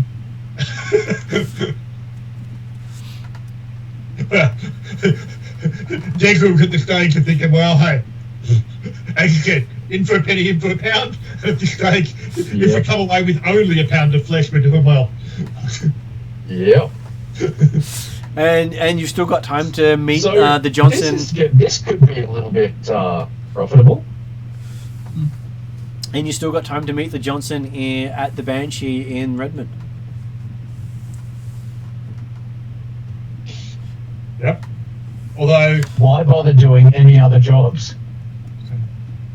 but so while we're in the middle of downtown, or do they drop us directly back at the car park again? They drop you back at their car park, Okay. which is still in the city centre. Okay. Because I was going to say Do we know what the other jobs are worth? Well, certainly one of them was at the order of 60k mark again. So Okay, cool. I can't remember what the prices were, but yeah, like certainly one of them was in that category, which again was, oh my god. Bolt's one was. So, whereas the one at the one at the underground, that we're meeting at the underground for the bodyguard job was about 5k per bodyguard, wasn't it? Yep, 5k per Yeah. bodyguard. And does that have a time limit about how long we have to do bodyguarding? Well, I thought I got the impression that the meeting at the underground had to be tonight, but we didn't know how long the job was going to last for. So. Going back to my job, Martin, I Yep. was going to get in contact with my mate, who I do a bit of fighting with, and probably hasn't had this kind of a job, but probably has had similar bodyguarding jobs. So what's his And- name? That's right. We're going to get to his name. Bob. I'm really tempted. So his name's Doozer. Also goes by the nickname Flex One Arm.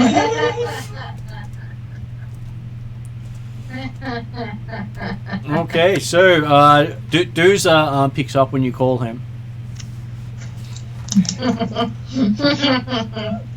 Hey, what's happening? Hey, Flogfist, he says.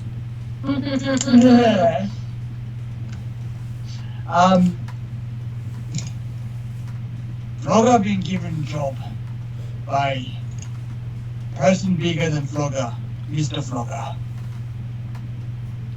Oh, Bodyguarding job. What would you recommend? he would recommend at least talking to the person before you say no, because introductions like that don't happen very often. Means he must like you if he's introduced you.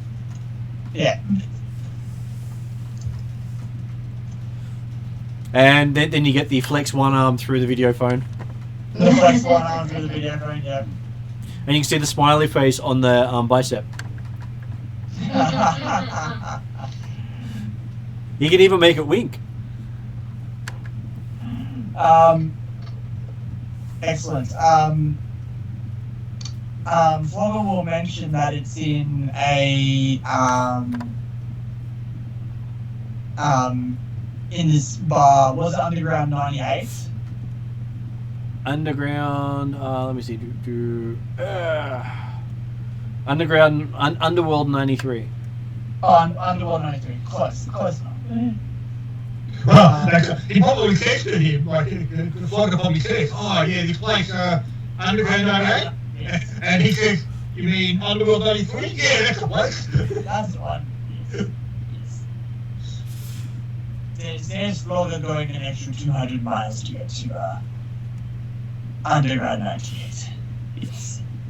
Underworld 93. Underworld 93, which I believe is just around the corner. He says that's a rocker club. Fantastic place to show off the muscles.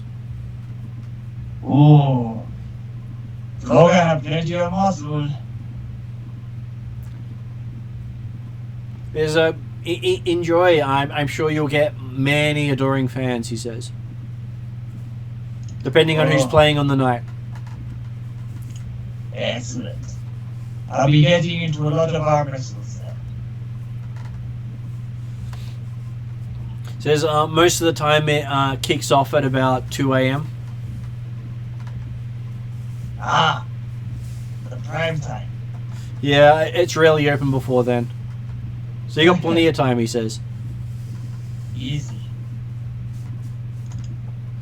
So it looks like you'll be catching the train out to Redmond Barrens, doing a meet, then catching the train back into the city.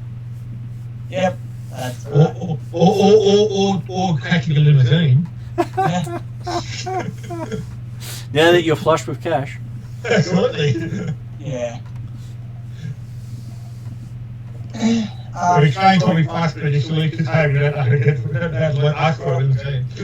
If prime time's 2 a.m., then well, me and Flogger can sit back, wait, and we'll do this the King Crimson meetup with Bob. Mm-hmm. Oh, sorry, before I go, what do you recommend Flogger dress as? He pauses for a moment and goes, tank top, show off muscles, and pecs. Make sure you get those pecs showing too. They work well, he says. Always makes people not want to mess with you if you're guarding. No top, no pants. That would work well too, he says. This is the way he flexes one arm. Flexes one arm. And he finishes off the call with a single flex again. Yep. You remember why he doesn't use the other arm? Because, well, it's metal and doesn't show muscles. Yeah. I like to think Doozer has become immortal. I'm sure you've seen that that muscle on many a billboard in the Barrens. Oh yeah, Doozer is a well-known, probably like muscle builder, like slash model. For like protein shakes and stuff around where we are. Okay, and from what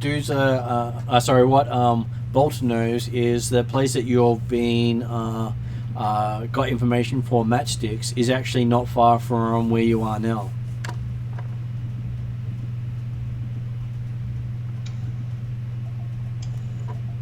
If Doozer wants to catch up on her Johnson. His Johnson. Doozer or Bolt? Bolt, sorry.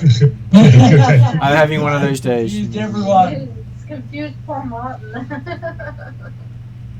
Well, that's what you get for using names from other games. I know. But I couldn't help myself. I was just trying to think of like who would be the most muscliest character that Flogger would fight, and it would definitely 100% be Doozer. I guess it's a compliment from another character. I will, if Wendy applied to my contact, I will go to them. Okay, so you find that Matchsticks is a private club in the basement of one of the sky rises near the Needle, and that you've got a note saying to username Stewart at the door, and you'll get let in. I will do that then. Okay, so they let you in, and you. I'm looking for Steven. Yeah, I'm looking for Mr. Strange. And so you are directed through past the bartender to a door at the back of the club, and as you go there's stairs leading down further, leading you into a corridor with a white door at the end. Shiny. And the white door looks nice and clean. It's one of the first clean doors that, besides the big metal massive one from the ice cream parlor that almost trapped Flogger that he's seen. And he's imagining putting card symbols on the door as you're approaching. The white one's the ace of spades. Okay, so What you don't understand is that rather than putting an A, the ace of spades looks like some sort of scribble because he doesn't know how to write.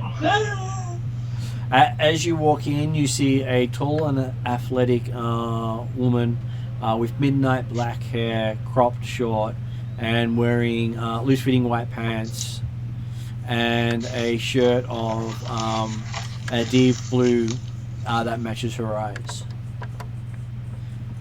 It's sounding very like medical, like they're very clean. They're it's a shiny door, clean door. It's a woman basically almost in a suit. I didn't know it's clean. Did you do the lip test yet? Well, I can probably smell it because I'm a dog. Did you do the lip test yet? No, that's your dog. I smell. No, I That's the break thing. those. You break the clean door? She holds her finger up and says, "So, are you the runners I'm expecting?" Yes. You are. Presumably so. Do it? I am Eve Donovan, fixer and front for this job. Sit down. I've got a job that apparently you've been recommended for. She says, looking at you, looking at Bolt and Flogger suspiciously after hearing your conversation about the door.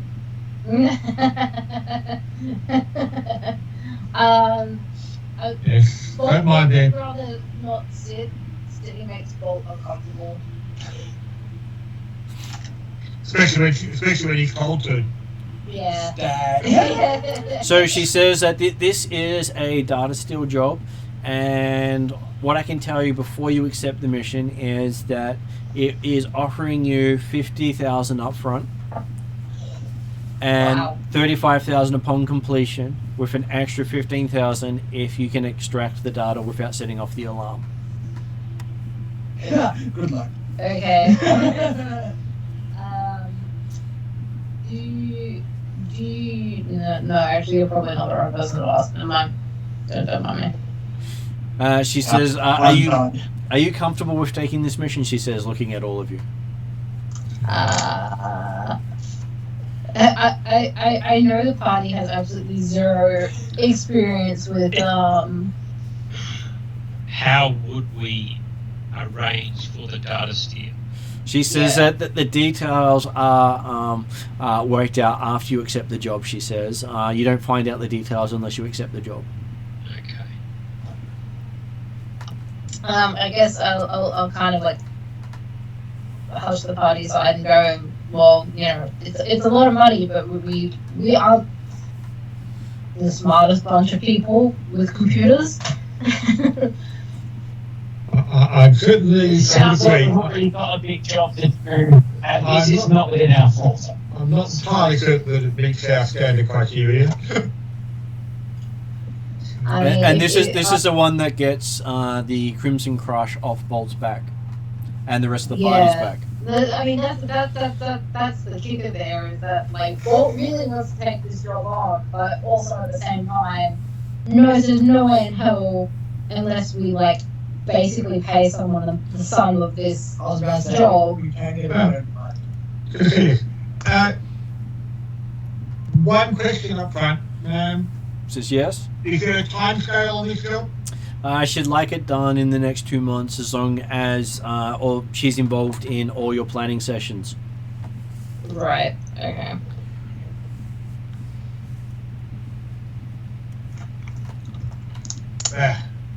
And I'm sure- and are you comfortable bringing in and vetting third party members to the team? Says that should be your problem, as it's your team. Okay, we can work out. Okay, yes. We may bring in certain specialists on top of our own skills to provide, but I understand that comes out of the payment structure available. So you're saying a total of potentially 100,000. Yes. And Was that for the team? do you Or was that agree? each? She says, do you agree upon the job first? She says. Just confirming the value was the idea of, are we talking 100,000 total for the job, or per person? She looks at you strangely, going, surely you've negotiated these runs before. That's per person, she says.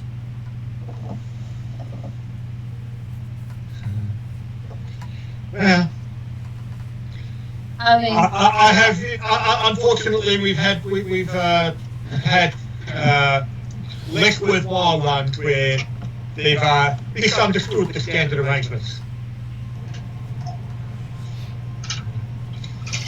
So just wanted to be clear. So she pulls out 6 cred sticks and puts them on the table and says, this is the upfront with the understanding that you had 6 members in your team, she says. Yes, unfortunately, we had one member that was unable to be here for this first alert, but they're not important for the negotiations.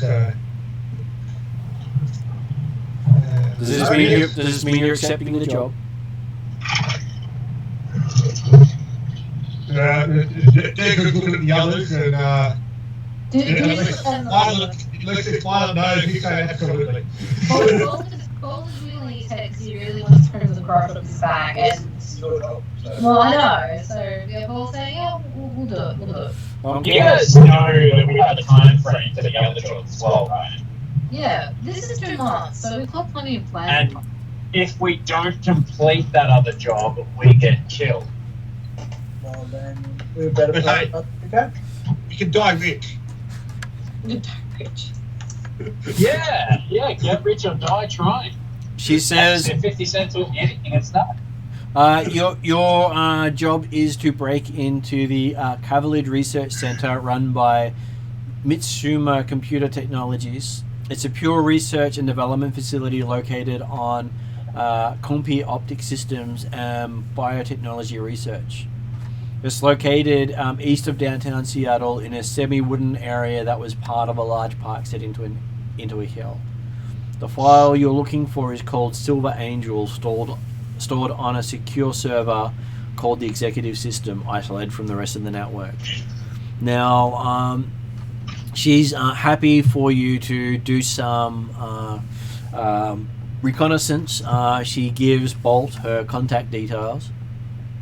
Yep. And says that when you start doing any planning and work for this mission, she expects to be included, because she will veto anything that will sound like it will endanger the mission or unduly attract attention. Yep.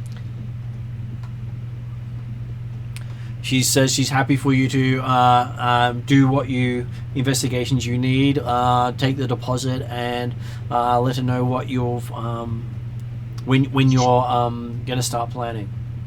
Sure. We'll be in touch. So you pick up your 300,000 worth of credits in sticks.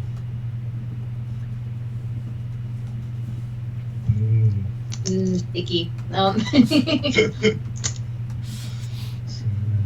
So you've gone from being extremely poor to having more cash than you could even imagine, with each of you having over 100,000 in personal cash right now. And new clothes. And new clothes.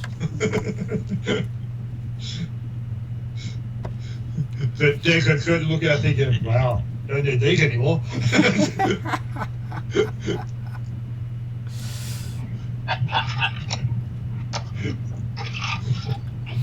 Wow, we are absolutely screwed.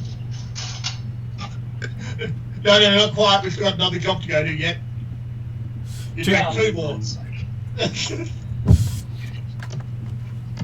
We don't have time. We've got months. all the jobs. All the jobs, all the money, all the We've got stuff. months. Okay, so Everyone knows that he can burn through 100,000 in 2 months. Then it doesn't give you guys. I'm sure he can burn through it in a night with a drinking binge. Yeah. Alright, no. He's got other things to burn it through with. Burning rubber. Okay. Can you imagine the life Buy you get all now? the weapons. I love love how Mum's all like living expenses and we're always gonna blow it on like hookers and stuff. No. Yes. No. Blackjack and hookers. Let's just get a blow on hookers and blow. Hookers and blow. No, it's gonna be ice cream and more Ice cream and doors. Ice cream and doors. Add to Flogger's door collection. Hell yeah. Like I said, I need a full deck of cards. Okay. No more second-hand bikes for Declan. He can now afford a real bike. Hookers and blow. No, but why would Desmond get a new bike when he can finally fix up his bike that has been, loved and cared for?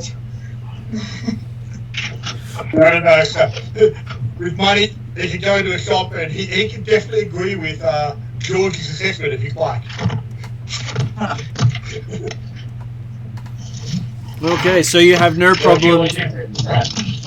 You have no problems making it out to the Banshee as the place you guys hang out when you want to listen to crappy music and relaxing away from the street. And now we can afford to buy the drinks. Yeah, I'll pass. I can't wait to have every single credit taken out of my kneecaps. I'm sure you don't need them. They're only, extra cartilage you don't need. Yeah. Besides, I'm sure there's not enough credit in your kneecaps. I'll have to take out elbows as well. Every single bone in your body and every joint in your body. Every piece, every scrap of flesh, every single molecule of skin. That is what we're going to pay this back in. We are not going to get these jobs finished. Now, while we're in it, if we're going to go in for a penny in for a pound, let's go sign up for all these other jobs as well. Absolutely. Now you're on track, Georgie. Oh, if we're going to die, we may as well die rich. Indeed. As a wise brother once said, God's up, let's do it. That's pretty wise. That's the wisest thing I've ever heard Flogger say.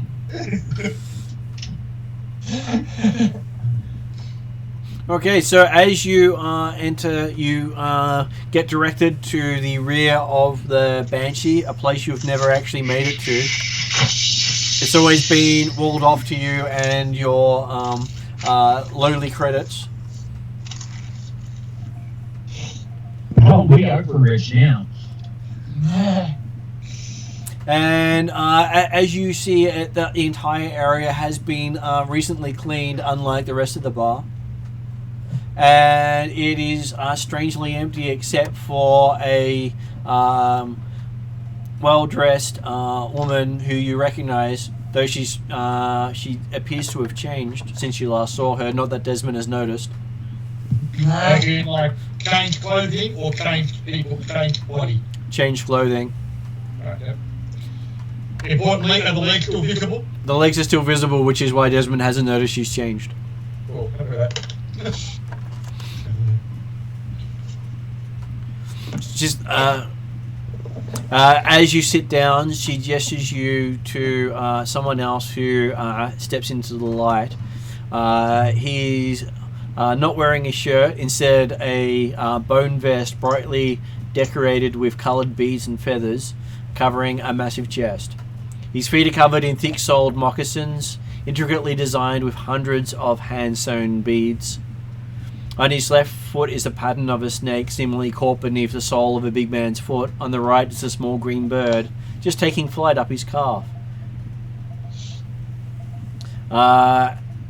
He says, "Good evening, ladies and gentlemen. My name is Urian Maines, son of Isha Many Maines, and president of Global Technologies.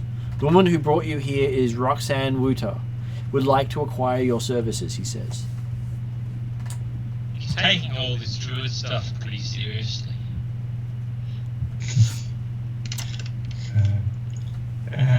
Well, as I said, we had the pleasure of meeting Roxanne earlier, and certainly we are interested to know more.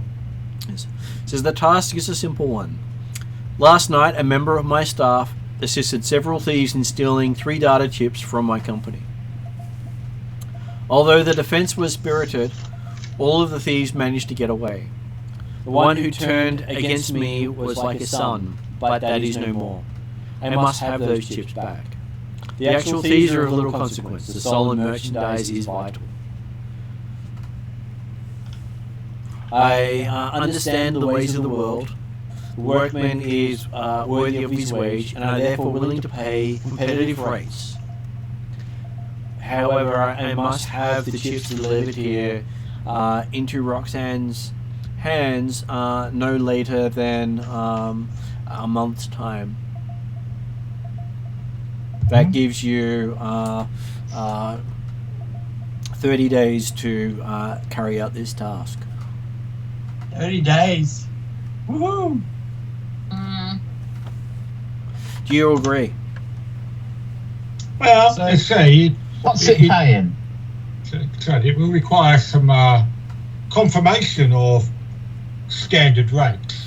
Standard rates will be 30k per person per chip. For fuck's sake, Jesus. And obviously, half of that is up front. Okay. He thinks about that for a moment.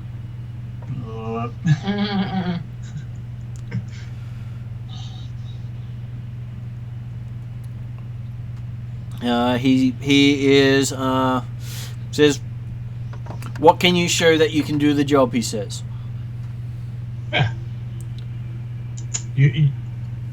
This is the You body. would not have called it. You would not have called if you couldn't do it. It's obviously our reputations preceded us. You were met in a bar today as new and upcoming runners. He says. You have no reputation. Georgie shows him just how many credits he has. How would I have this much money if I wasn't good at what I do? And if you only thought we were up and coming, that's how quiet we are. Okay. He's willing to give you half up front of he'll give you instead of 40 he'll give you half up front as long as you acquire every chip. The payment is that you leave no chip returned. If you destroy any chips or lose any chips, then you forfeit the value of that chip. Understandable and agreed. So,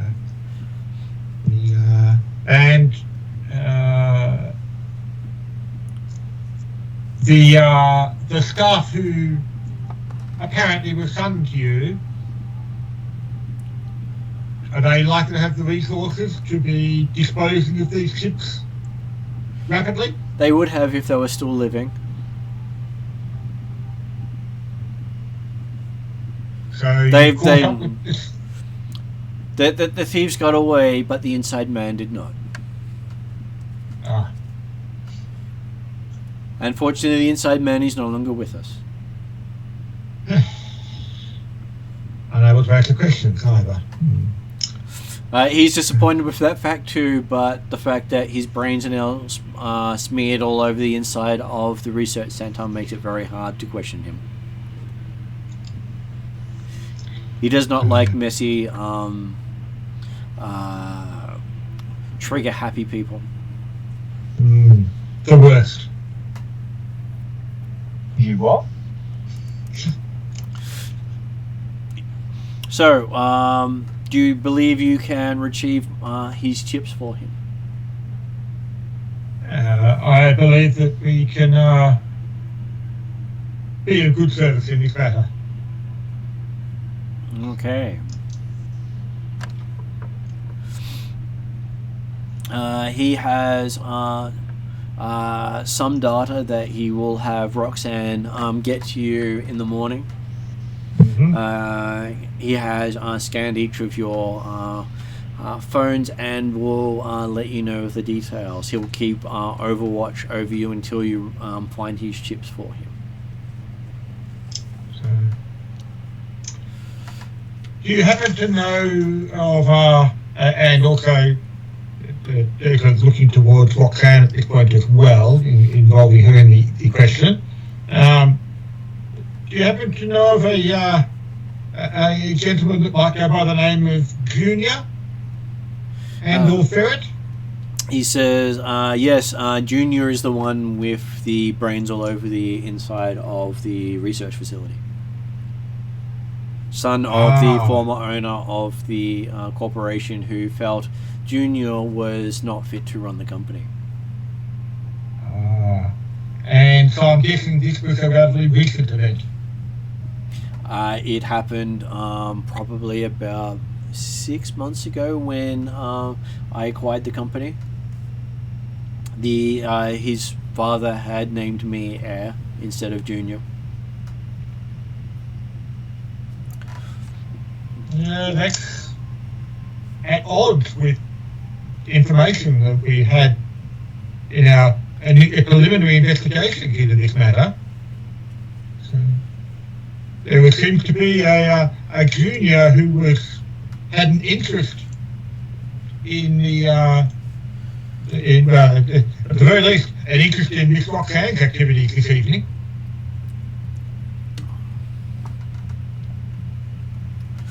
Well, Junior died probably about 2 hours ago, he says.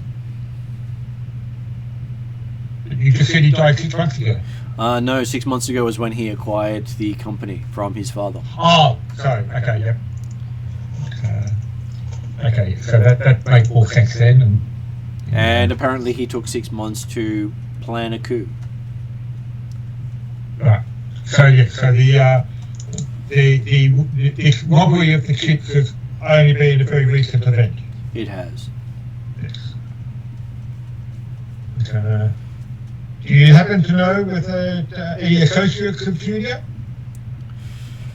other than the thieves he used to employ? He'll have Roxanne give you the details and put together a package for you, so you can have a look into it yourselves. Good. He'll give you access to corporate files if you need it. But that would be useful. From what he can tell, with his staff, Junior did not work inside the corporation. He did not use any corporate resources to do this. And he had access to significant non-corporate resources, presumably? Apparently he had access to wealth that he didn't believe he would have access to. Okay. The files of the robbery itself, are there any images or information on the thieves? He has video of the theft and the firefight that ensued. Good. We'll be happy to collect the information and be in contact shortly. He nods and says he will have Roxanne be the liaison between you and him dealing with this. Always good to be liaison. It's always good. Declan winks at like leads towards Roxanne. Okay, so he also puts 6 cred sticks on the table. Nice.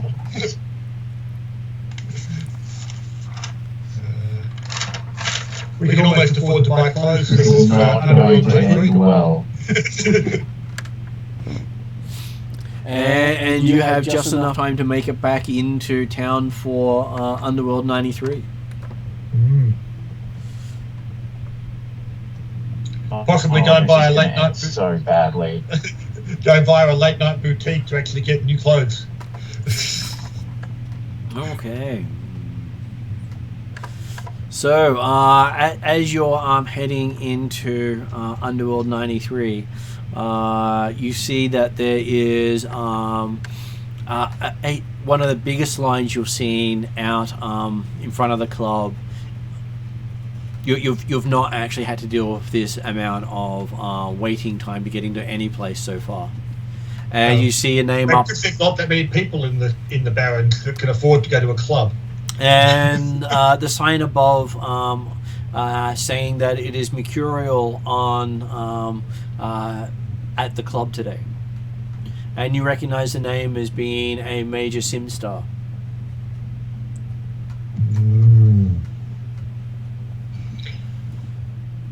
So,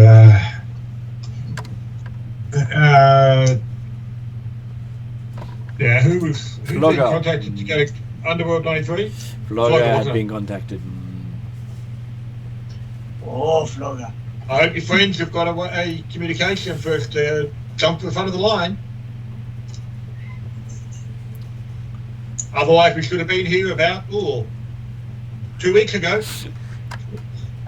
Flogger will go to the front of the line. Okay, standing at the front of the line is a troll bouncer who you recognize as Newt from Fight Club. Ah!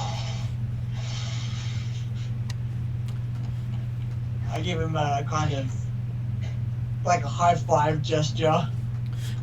He does the whole muscle flex, and then muscle flex, and then muscle flex.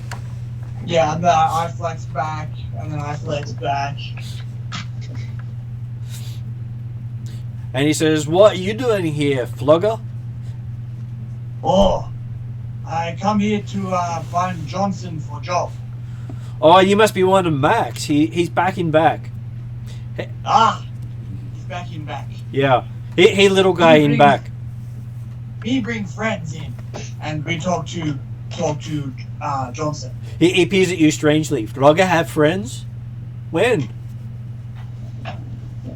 Oh, sorry. Me bring meat shields in, and Oh, you bring snacks in. Okay, take snacks in. oh, snacks. Yes, that's what we say. That's what we say back home. Snacks. Yeah, he understood the word meat. He didn't understand the word shield. Got it. Yes. I have 4 snacks in back. We go through. He gestures you in. Awesome. I wave to everyone. We allowed in now. Dave looks quietly impressed.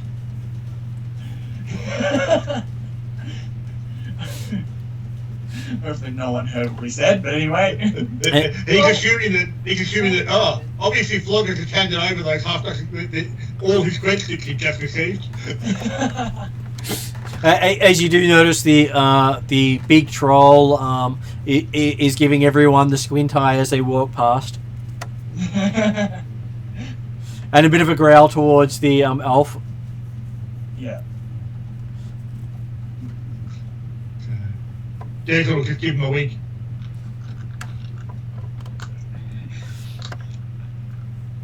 Alright, mate.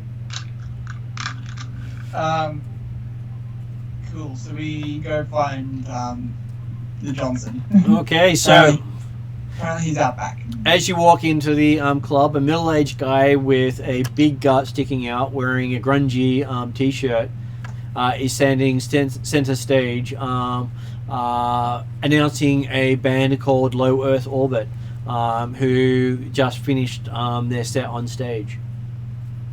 Ah. And you recognize him. Well, I would probably say that Rakesh would recognize him as the guy who runs the place, club owner, known to basically book a whole heap of different bands and be a shaman extraordinaire in his own right. Okay. Which is where you know him from.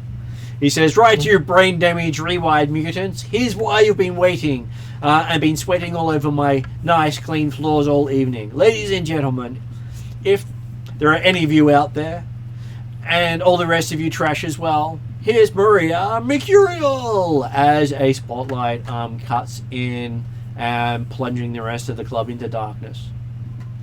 And you hear the crowd go nuts. Dave's happy to be take a look at it to get any view of the stage? You can see quite clearly because the stage is above everything else, nice and clear, and a single note starts to go over the crowd, getting louder and louder, to the point it hurts. Really hurts Desmond. Only hurts everyone else slightly. As swirling white lights stab down onto the stage, they reflect off a nova bright off the silver skin of Maria Mercurial. She stands like a statue of molten white metal as the rising note breaks into a driving, demanding rhythm, and the intro to Pewter, the song title on her latest album. Suddenly she's in motion, synth thinking the sound, driving it with her muscles and nerves, and the club explodes in the flashing lights. The tree vid and the wall behind the stage flashes with footage from the food riots of 2048. The music grabs you by the throat and screams at you. I won't bother trying to sing that out to you at this stage, but you've got two sets of lyrics going on at that stage. The crowd is going wild, and you get to see the Maria Mercurial live in concert for the first time, which most of you could never even dream of affording before today. You heard that even getting tickets to this gig was going for about 100,000 a ticket. Georgie doesn't want to be here to begin with.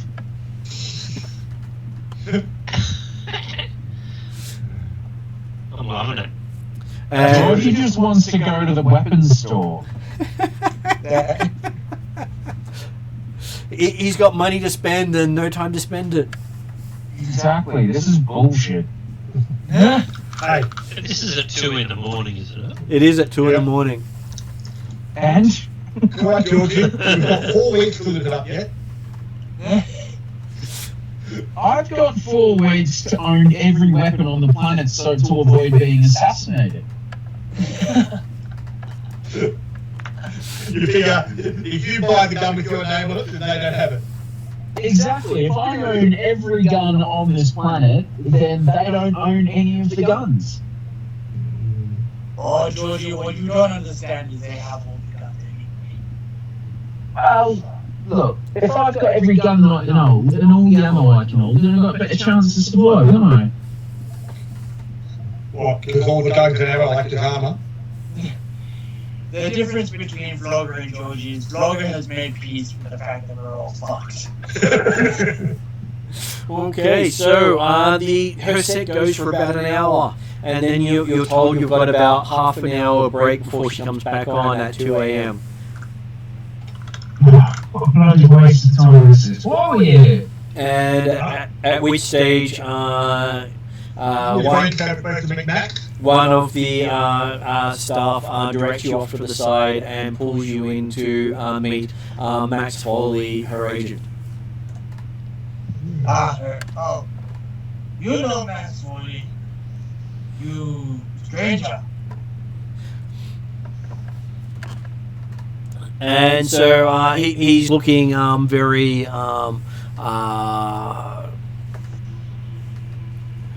he's basically a big time agent, and everyone sort of points to him as he walks over and says, "I've been expecting you," he says. "Come this way." Expecting Vlogger. That's a first. Vlogger walks over. He says, you don't mind meeting in the back? He's got a proposition for all of you. In the back. The back of the back. Okay. At least the sound's only deafening from here. Yeah. Flogger is awfully confused because we're meant to meet Max in the back, and then the agent says, "I meet you in even more in the back," and Max Flogger says, "In the back of the back." But still goes with it. Okay. So as you see back area staff only on the door he takes you through. You were told you were meeting him in the back, and apparently this is the back. Ah. Sign says back. This must be back.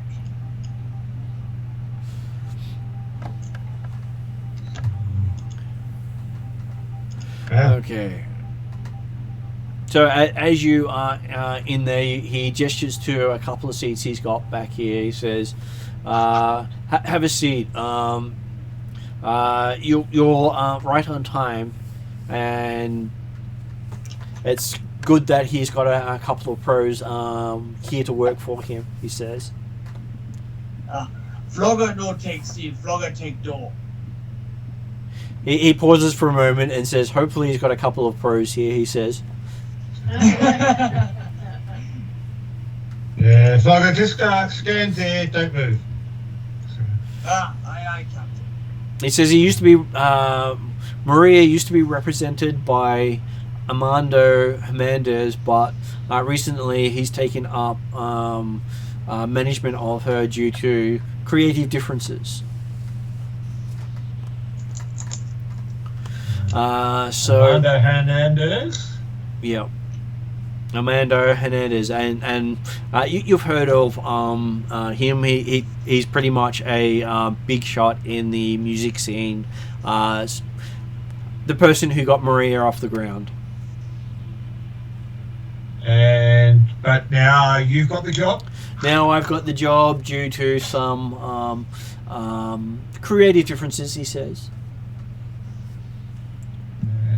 If a Mega Nova star wants to work with him, who's he to argue, he says.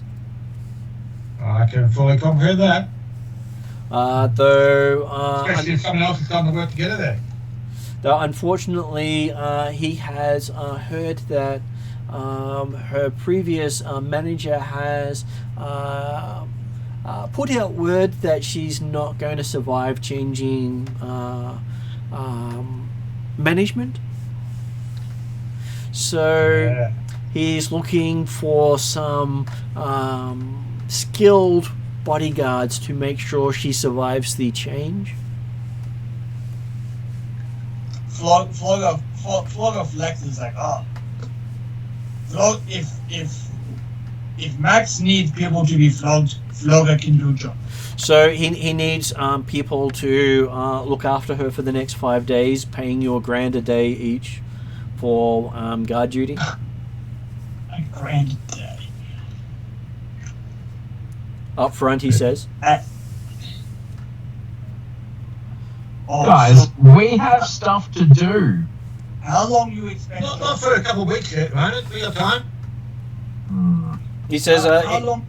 it's just 5 days will be enough time for it to get through the courts, and once it's through the courts, there's nothing Armando can do. We paid extra if conflict. He says if there's any real danger, I'm sure he can work something out. Maria's such a big star that he doesn't want anything to happen to her.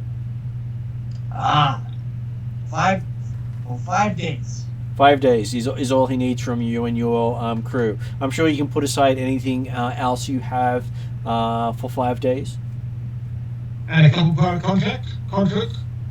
He's happy to throw in tickets to any show she does as long as she survives. He can't really give you concerts for a dead person. Well, Flogger increases bargain. Normally the value of art goes up once the artist is dead, isn't it? Yes, but concerts can only be performed by the living, he says with a wink. Flogger get kissed from Max and signed T-shirts. Max is happy to give Flogger a kiss and sign his T-shirt. Yeah. On top of everything else. So Max kisses Flogger and signs his T-shirt. Yeah. So you've got signed by Max on your T-shirt. Awesome. Which is definitely not the artist.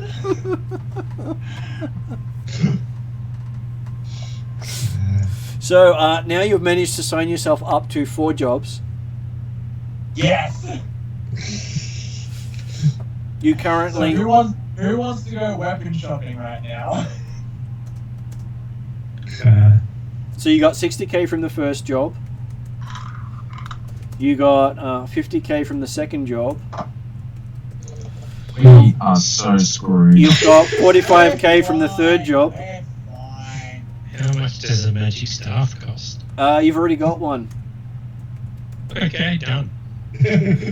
Apparently for you, nothing. How much does a better magic staff cost? Different question. That is a completely different question. And so for job 3, it's going to be 5k over 5 days. That's hardly worth it. But it's also get to hang out with Mario Mercurial. Exactly. So most of the other jobs are roughly paying you 2k a day. Yeah. But yeah, okay. But the point is, while we're watching Mario, we've got time to do a bit of research about the other jobs. It'll be good. It'll be great. And time for you to order in all the equipment you need for the other jobs. That's To be right. honest, protecting person is probably the most easiest job we have. Everything else involves computers and sticks and Flogger has no fucking idea what we're doing with that. Georgie can't help but agree with Flogger.